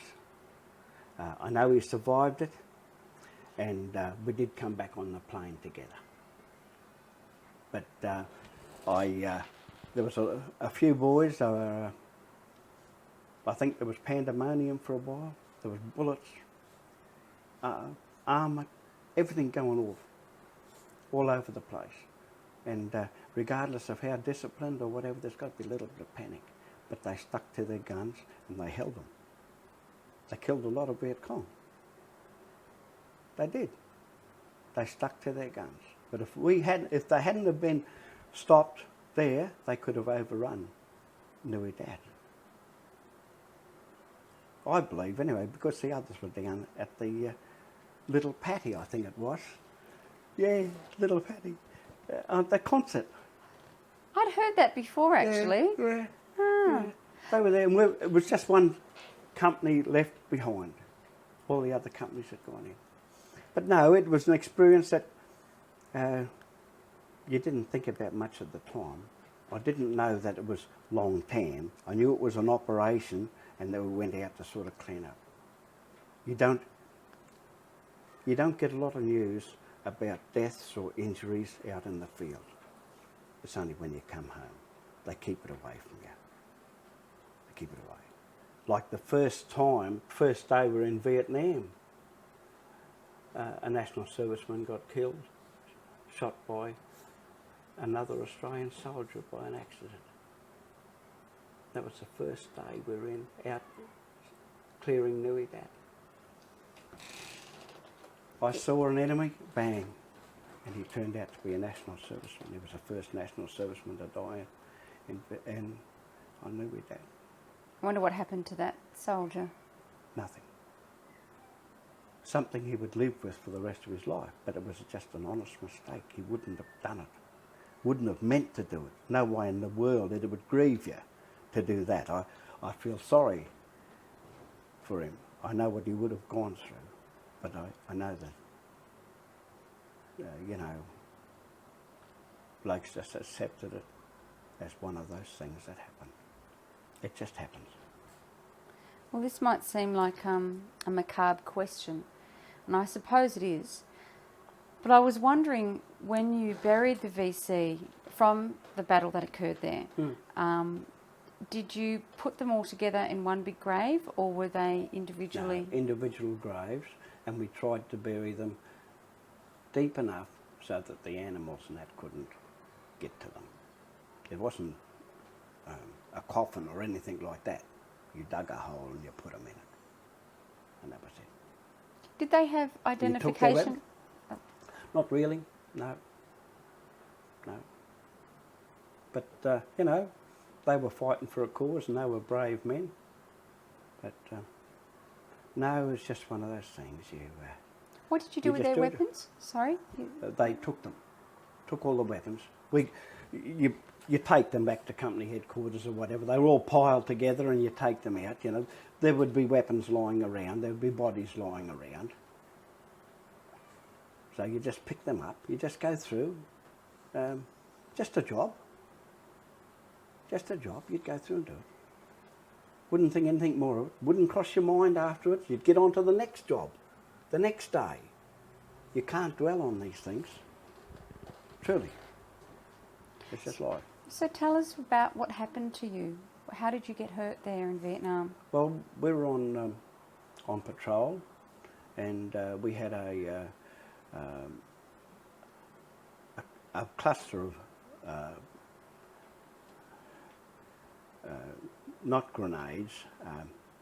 It was a sky burst in the tree, just a shell, and I got injured through the right leg and in the back. I was walking. I was all right. They shipped me back to Nui Dat, and I was there for about 3 or 4 days.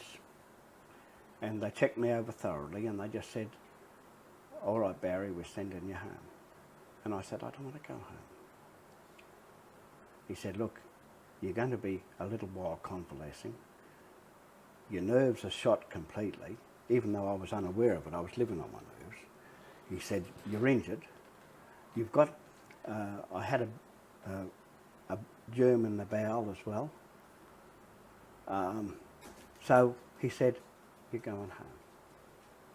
So I got shipped back to Brisbane. How long? Sorry, how long had you been away? About 8 months. 8 months, yeah. Long time. You never think of it. I've got 2 discs gone in the back. They give me trouble all the time. They play up now and again. I've got back injuries. I have a number of disabilities. The medication I take has given me gout, so I have that as a side effect. I had a pancreas problem, and I have a bowel problem, and I think that was due to the defoliants, etc. overseas. That's right. And I'm on medication all the time, and I will be for the rest of my life. I have to ask you, you said you didn't want to go home. Mm. Was it because of your mates? Yeah, pretty well. I wasn't going to leave my section. They were down a section commander. They only had Dino Arnold, I can remember his name, my section 2IC. He was a younger boy than me. I was 24, 25. He was around about 21, 22. He was a single lad. But everyone else in that section were national servicemen. We didn't have enough NCOs to go around. You know, it was a loss out of my platoon for me to go, because there's only the platoon commander, the platoon sergeant, and you've got your 3 section commanders. One gone and one gone out. They got to bring in new blood. We were trained with my group. I didn't want to leave them. I didn't want to leave them. No way in the world. It was something that was forced on me. If they had given me a week or so, I would have been back. I would have got up. I would have got back in. And regardless of what sort of condition I was in when I finished it, I would have finished that tour. I say, for a number of years, it did affect me psychologically, them sending me home, instead of letting me go back out, and if anything happened, it'd happen out there. What happened to your men, do you know? Do you know, I must say that at the end I lost contact with them, but I'm pretty well assured that every one of them returned to Australia. They were all New South Wales and Victorian boys, and I know that they all got home safely. Yeah, I know that. Well, that's good to know. Yeah, it is. It's great. Giving me goosebumps talking about them, because you certainly felt They a were- loyalty. Look, yeah, they were more than mates. They were brothers. You know, and I used to talk to them every day. I'd watch them, to watch my forward scout especially, because it's a bit nerve-wracking being up the front all the time. And there's only a couple you can alternate. You've got to look, you know, that everyone is fit mentally and physically all the time.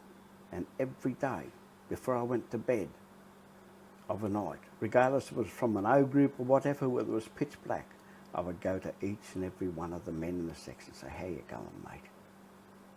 They were more than mates to me. They were my brothers, and I was prepared to die for them, and they were prepared to die for me. No. Oh yeah, I've cried. Many years ago. Many years ago.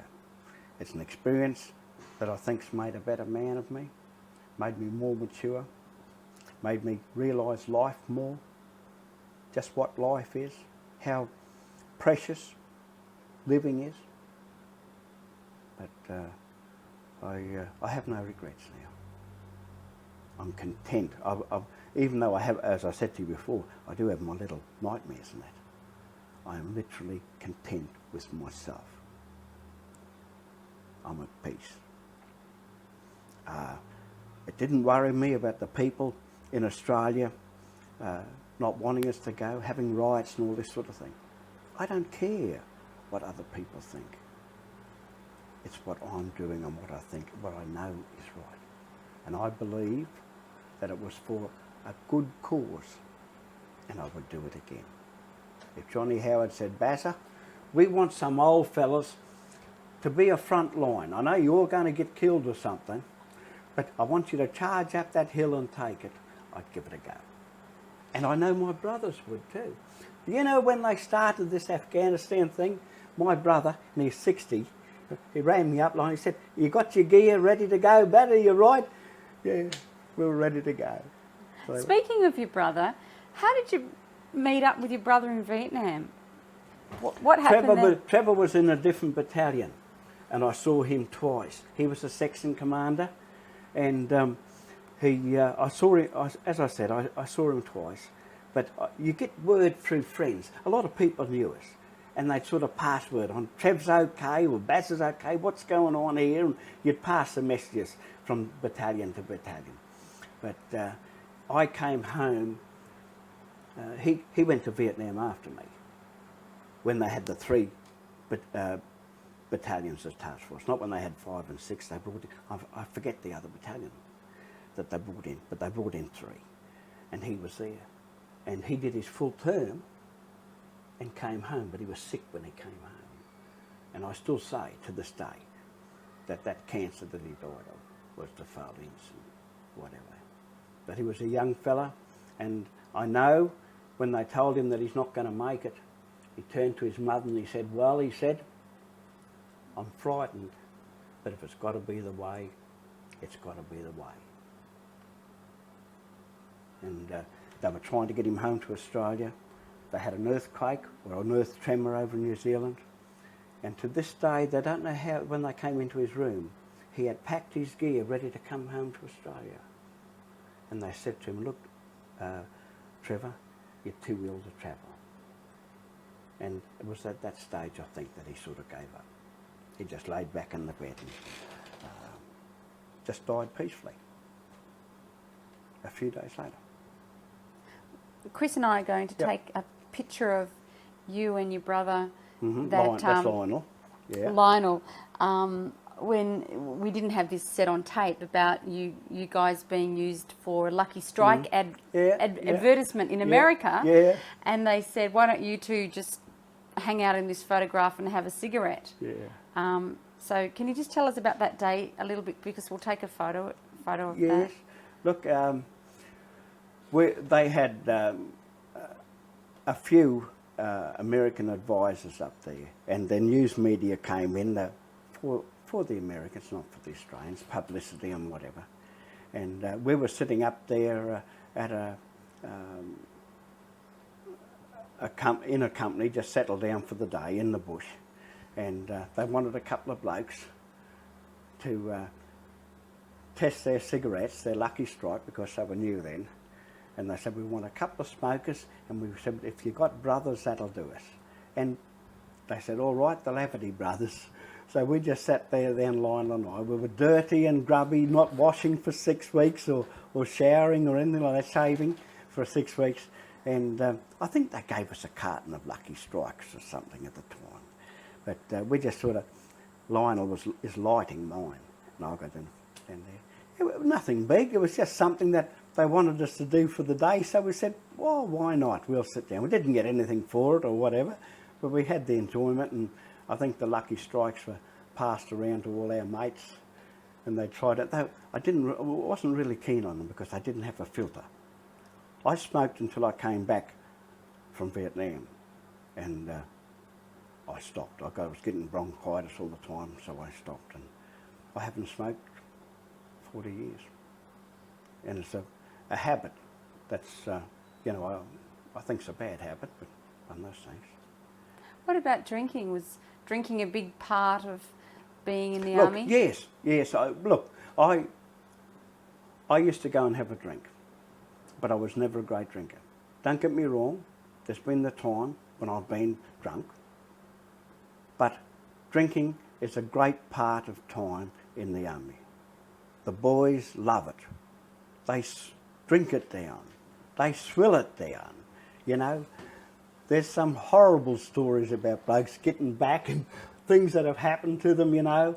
And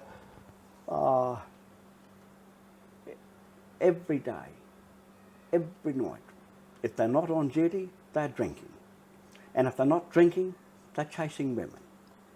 You know, but that's their way of life. I would go and have a couple of drinks, and I've had more drinks as I've, now in the last 10 years than I've ever had in my life. But it's good for you, a couple now and again. Well, that brings me actually to another question, and that is, because you were there in Vietnam for 8 months, do I take it that you didn't have any leave? Look, I got 1 day's leave in the 8 months I was there. They tried to rotate you and send you back to Vung Tau. They had a house there for the personnel, and you had 1 day's leave. You could go down into Vung Tau and have a look around the streets. Or you could stay at the Rest and R&R, Rest and Recuperation Centre. I stayed there for the day. Well, I didn't for the first hour or two. I went with my mate, the officer who was awarded the Military Cross, and we went down to a legitimate massage parlour, and I had a beautiful massage and so did he. And then we came home. And we had a couple of beers back at the Rest and Recuperation Centre. He had to be back by midday. I had to be back 6 hours later. And I suppose thoughts were then, geez, I'd like to stay. But you know, commitment and dedication. He said, no, he said, I'm going back. They wanted him back. He wouldn't, you know, you could stay a couple of hours or whatever, but he wanted to go back to his troops. And I went back the next day. Was it tempting to stay? Not really. Not really. You know, it's just a different environment where you could walk down a street. They were all armed, the Vietnamese police. We weren't armed when we were out on R&R. We didn't carry rifles or anything like that. But Vung Tau was full of bars and girls. The Americans were big on it.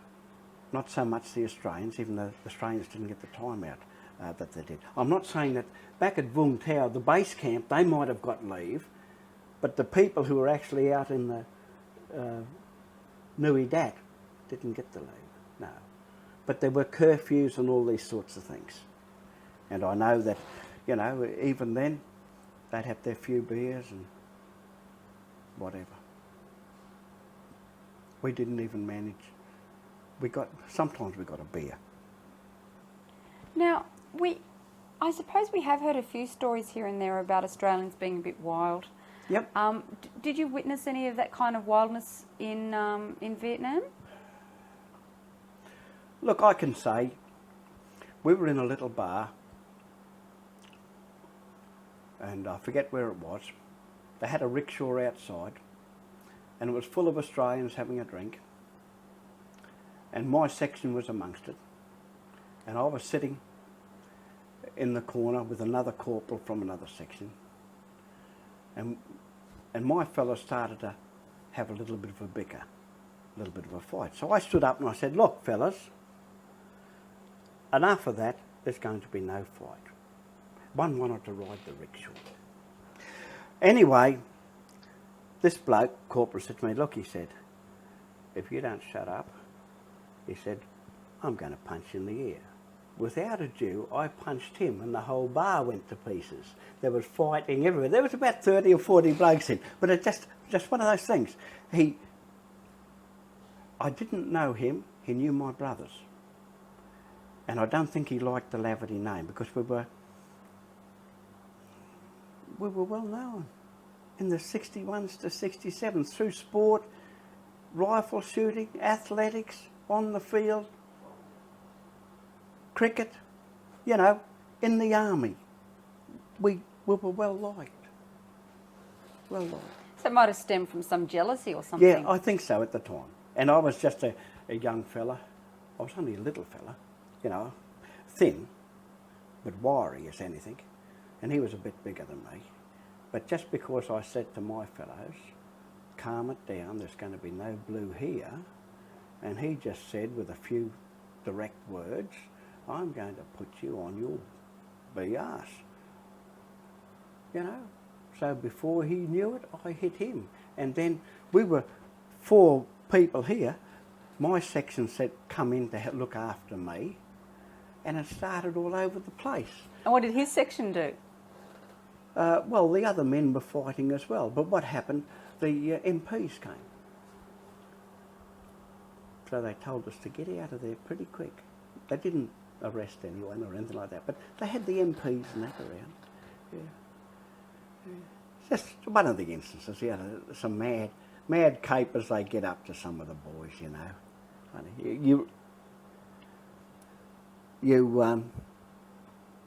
You forget a lot of them, but boys will be boys. Did you win the fight? I think so. But I did get a bit bloody and battered. Yeah. You didn't send a photo of you like that back to Sandra? No, I didn't. I got a little bit of a reprimand over it, but they didn't demote me or anything. But, you know, I didn't get in many blues, but I stood up for my men. Did any of your men actually receive those Dear John letters? And you needed to take care of them in that way? No, I don't think so. I'm sure they didn't. They were young boys, and I would say 18 or 19, none of them were married. And I was the only married one within that section. So I was lucky in that way. I know they used to get lots of letters from here, and they'd laugh and joke about little bits in the letters, bits of news and that, and if they got any cake or biscuits, they'd be sharing it around, and you know, it was great. Can you tell us about an incident where you felt particularly concerned for your own welfare in Vietnam? Was there an incident where you thought you didn't have the backing or support and you could possibly die?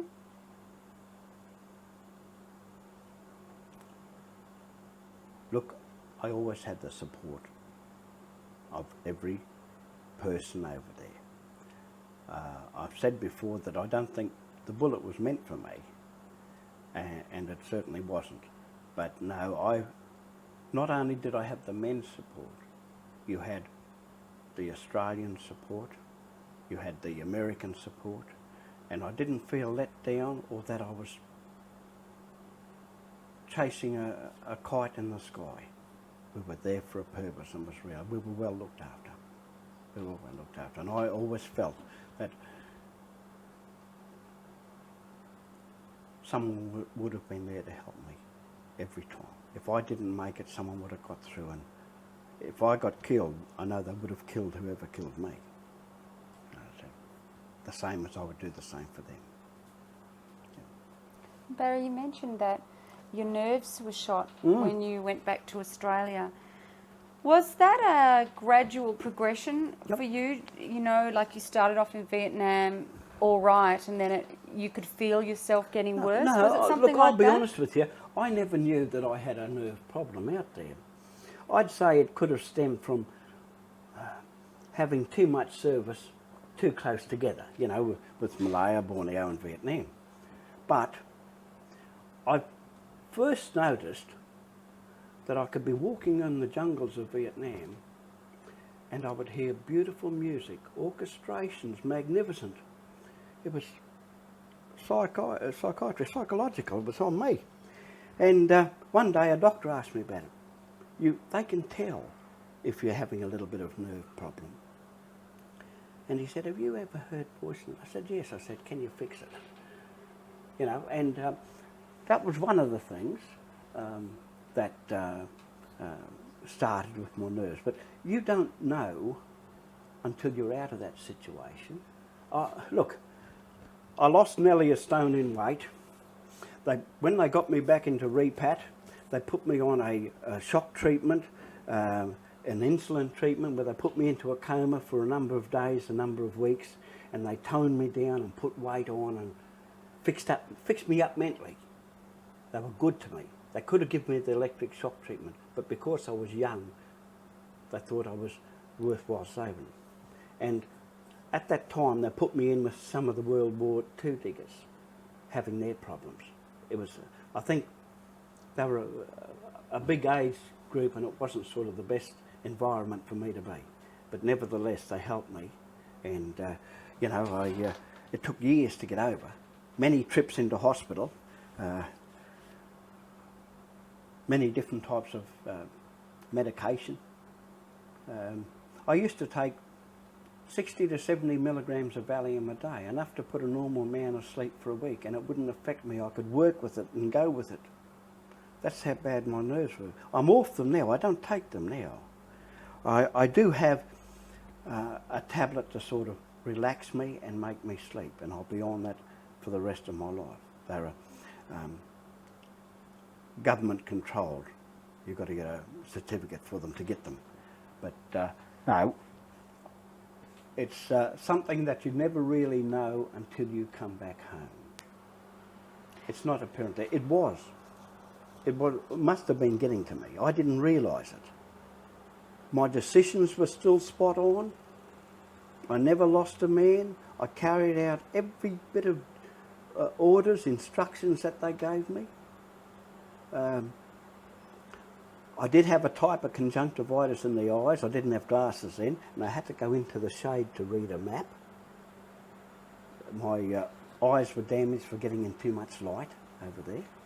And all these were little problems, I suppose, accumulating into one massive.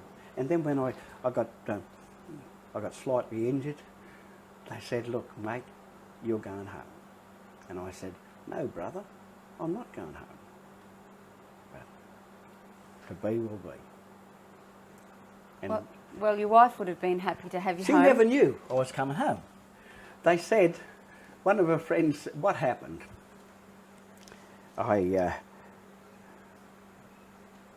We got shifted to Amberley, and from ambulance down to One Camp Hospital. And there was two of us, a mate of mine who was in the Battle of Long Tan, and he got hit in the explosion. He ended up halfway up a tree. And him and I came home together, and he said they gave us leave for that night to go home, but we had for the weekend, but we had to be back to hospital on Monday.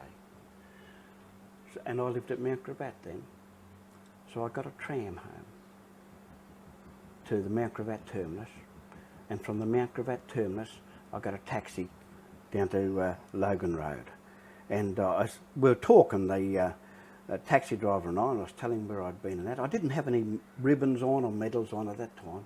And he said, "Look," he said, I said, "How much?" He said, "Nothing to you, mate." He said, "You've done a bit for us, so it's going to cost you nothing." But I stopped at the crossroads before my home. So I walked down the road and I walked up the back steps and I opened up the door, and my wife and mother-in-law were there, and so was my son. And that's when I knew I was home. And a friend of hers rang her up and said, "Look, I think I've seen Barry on TV." And do you know, we were on TV. We were in the Courier Mail, all of us coming home. Corporal Buddy Lee, Corporal Barry Lowe, a photograph of me and that. I've got the papers somewhere around here. We're all back. They told us where we come from, that. Yeah. I'm just curious about the music that you were hearing. Mm-hmm. Was it anything you'd actually heard before? Nothing. It was just beautiful, orchestrated concert music, and it was magnificent. You would be looking around, seeing that there's no enemy or nothing around, but it would just come into your mind. It was a psychological thing that I didn't realise at the time was affecting me. But they picked it up when I got medevaced out, and after a few days in a bed, I was at Vung Tau, in the hospital of Vung Tau, and you know, they just checked me over and kept me going and talking to me and that, and they said, "You're going home." And I said, "Sorry, buddy," but I went home. I didn't get any leave then. They shipped me straight from the hospital into a caribou, and it took 4 or 5 days to get home. We stopped at Butterworth, we stopped at Cocos-Keeling, and I remember our trip into Australia at Perth. It was winter, and they took us off the plane into the hospital, and it was bitterly cold, and the nurses came down and they brought a cold Australian beer with them. There was 2 or 3 around my bed talking to us. Some of us could talk, some couldn't, you know. We had a young fellow with shrapnel wounds. He was opened up right in through the stomach, and that it was healing without operating on him. They had operated, but it was an open wound, and that was how they were healing it. And he was only a young fellow, young National Service fellow. And as I said, there was Buddy. He got hit 3 times. And he said, "They missed my heart every bloody time." But I got it from another bloke. He said that when he was laying down there at Long Tan, and this mate, he was saying, "Don't leave me, talk to me." He was frightened of dying. He said, "Don't leave me, talk to me." It was Buddy's section that was hit. The first section in, I know that. So Buddy talked to him? Huh? Did Buddy talk to him to stop him from... No, that was Buddy that was hit. Ah. And Buddy was saying, yeah, he did. Over the firing and whatever, he talked to him.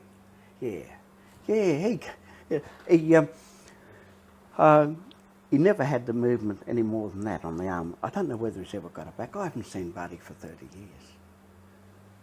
Buddy Leg. But I remember him saying to me, "Bloody awful shots, Baz." Couldn't hit the heart. We'll have to stop there and All change right. tape. Okay, Barry, I'm really curious about the shock treatment that you mentioned that you got. I'm just wondering if you could tell us a little bit about what they were assessing as the symptoms and just the detail of what it was and how... Right, they gave me a condition called psychosomatic manifestations, correction.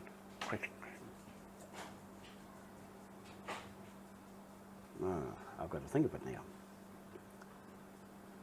It was a stress. I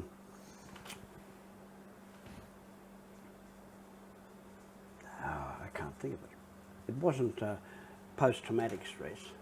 It was a different sort of stress, but I can't remember it. I might come to it in a minute, Chris. I might come to it in a minute.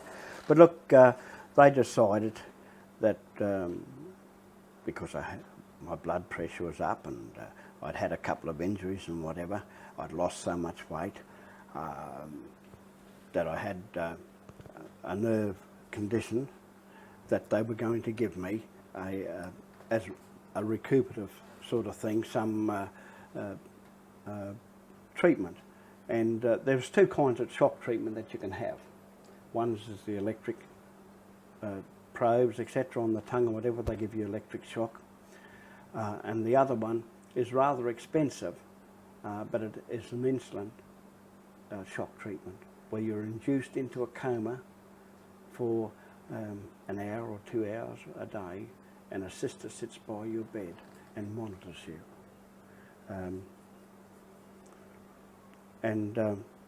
This goes on, I think in my case, between a week and 2 weeks.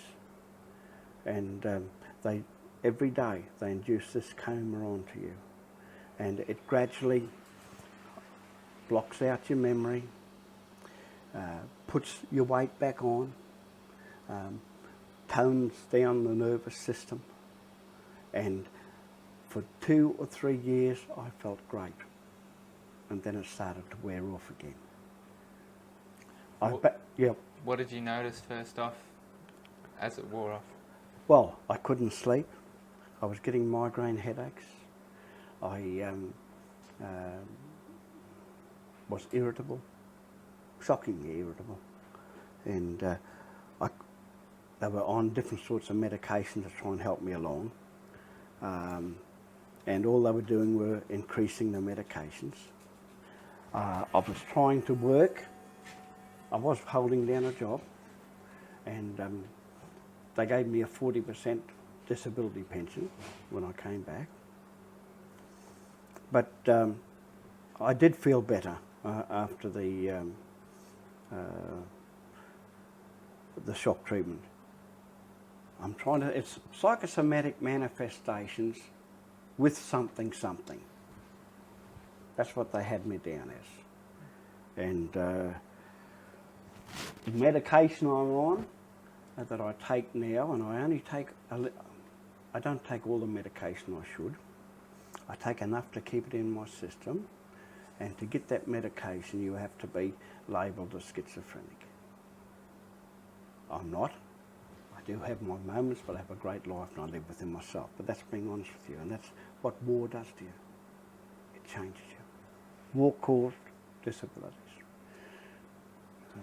Just a question on, given that the initial shock treatment helped, settled you down, and you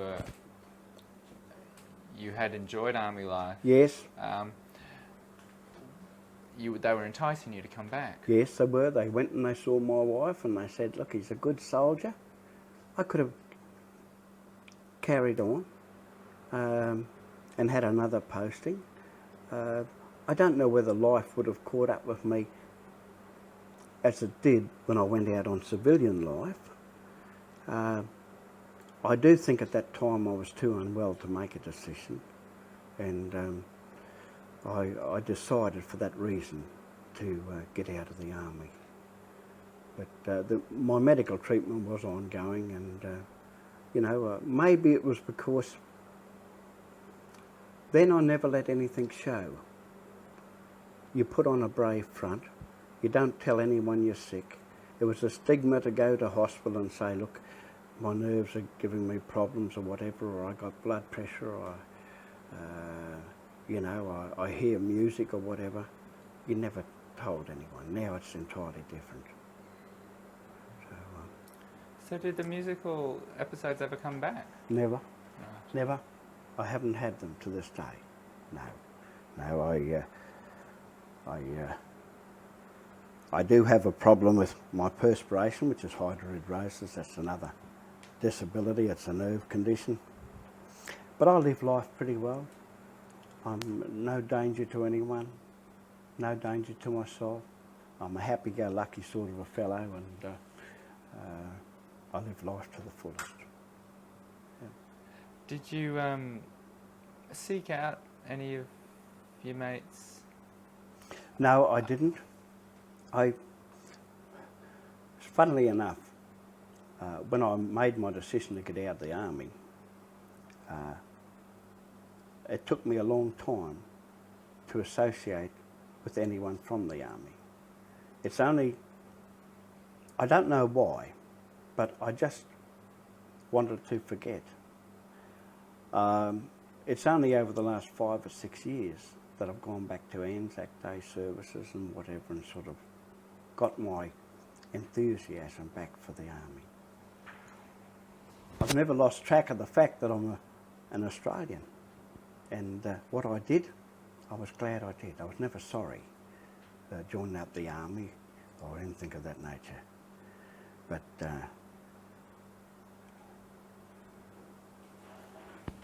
and what about the welcome home or lack of welcome home? The boys, for you?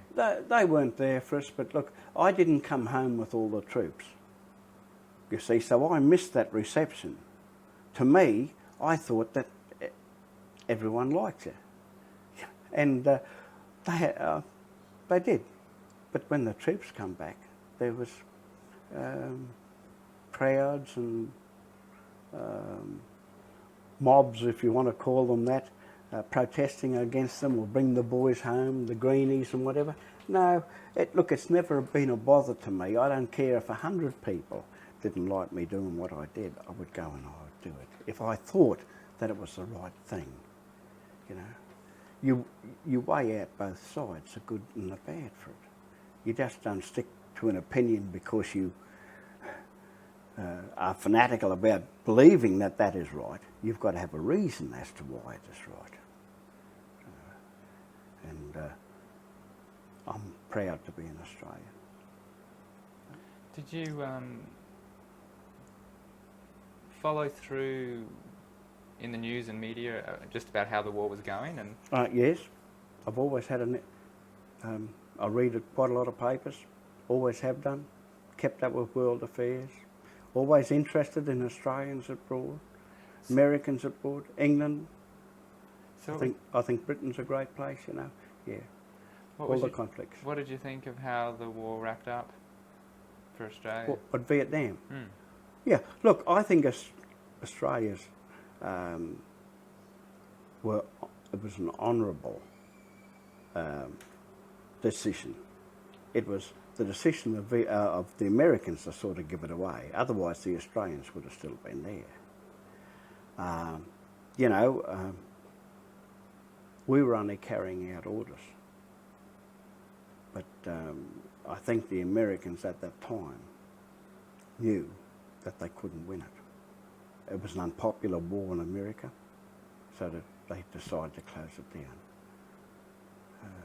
Ho Chi Minh Trail, they were coming down by the millions, and the North Vietnamese, they took over Saigon, renamed it and whatever. A coup, if you want to call it that, but it was an honourable retreat by the Americans, and to this day I believe they got out because they knew they couldn't win it. They have the power to win it. They could drop a big Hiroshima bomb and that would fix it, but world opinion would be against it. I wouldn't be against them. I would accept what they do. And I think, as I've said before, to dominate a person, if he's strong, you've got to be stronger. You've got to keep them down, especially where situations like Vietnam, Afghanistan, Iraq exist. Yeah. We've got a great country here in Australia, a great country. It's worthwhile fighting for. Our standards are worthwhile fighting for. You know, we've got brilliant people in all fields, in all ways, walks of life, you know, and it's a place where a man can sort of still be a king. One of the few places in the world. Let's keep it like that. So the Barry that came back after Vietnam was different to the one Sandra knew before? Yeah, definitely. Yeah, look, I was always doing things, whether I had a car or I was playing tennis or cricket, I was the best. I was a bit of an IM bloke. But when I went overseas, it matured me, but my experiences hardened me to such a degree that it became psychosomatic. And I took it out on people. It wasn't for 5 years, it was 10, 20 years. I fought the system, everything. I was bitter. It's not until the last 10 years that I have mellowed and accepted things. But it's life. As my father-in-law said, you don't know what the poor boy's been through. He understood. He understood. Did you, for yourself, though, link... There's times I hated myself. Yeah. But I couldn't control it. But did you know, understand... if my son hurt himself, I would say, get up, you're not hurt. I'd show him no sympathy. Whereas I wanted in my heart to grab him and say, I'm sorry, son. I wish I could help you. But that was what my army experiences did to me. It made me a short-tempered, bitter person for many, many years. Because I saw good and bad men die. I've seen people who wanted to live die.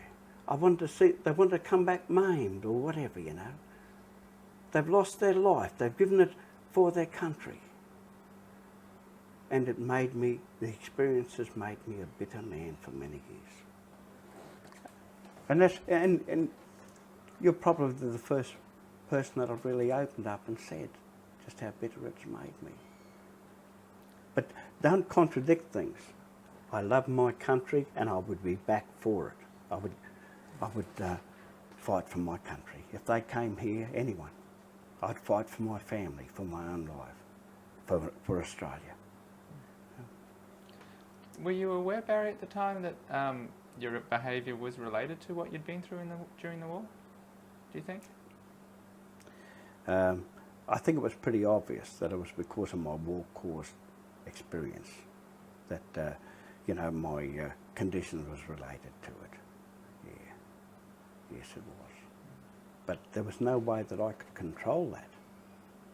Not for time.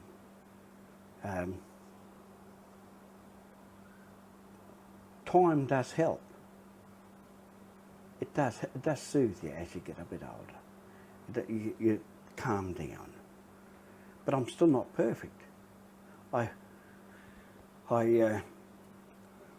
don't have any arguments now. I live a nice, easy life. But at times I get irritated. But I control myself. You can learn to control it. You haven't got control earlier in the piece, but now I do have control. And I'm lucky in as much as that I've got a wonderful wife who understands me 101%. And she lives for me. So I'm a lucky man. So, I have one more question for yeah. you. If perhaps not your son, but a grandson came up to you Yep. and sort of said, "Granddad, there's a bit of a war on the other side of the world. I want to go to it." What sort of advice would you give to him? I say, son, if that's what you want to do, go to it. It's a great experience. You'll love it. Don't fight for another country, but fight for your own country. Fight for Australia. But no, I wouldn't stop him from going if that was his wish. I don't think you should. And I know that my son at 38 has said to me, "Dad," he said, "I wish there was national service in my day. I wish I could have got into the army and seen the things that you did."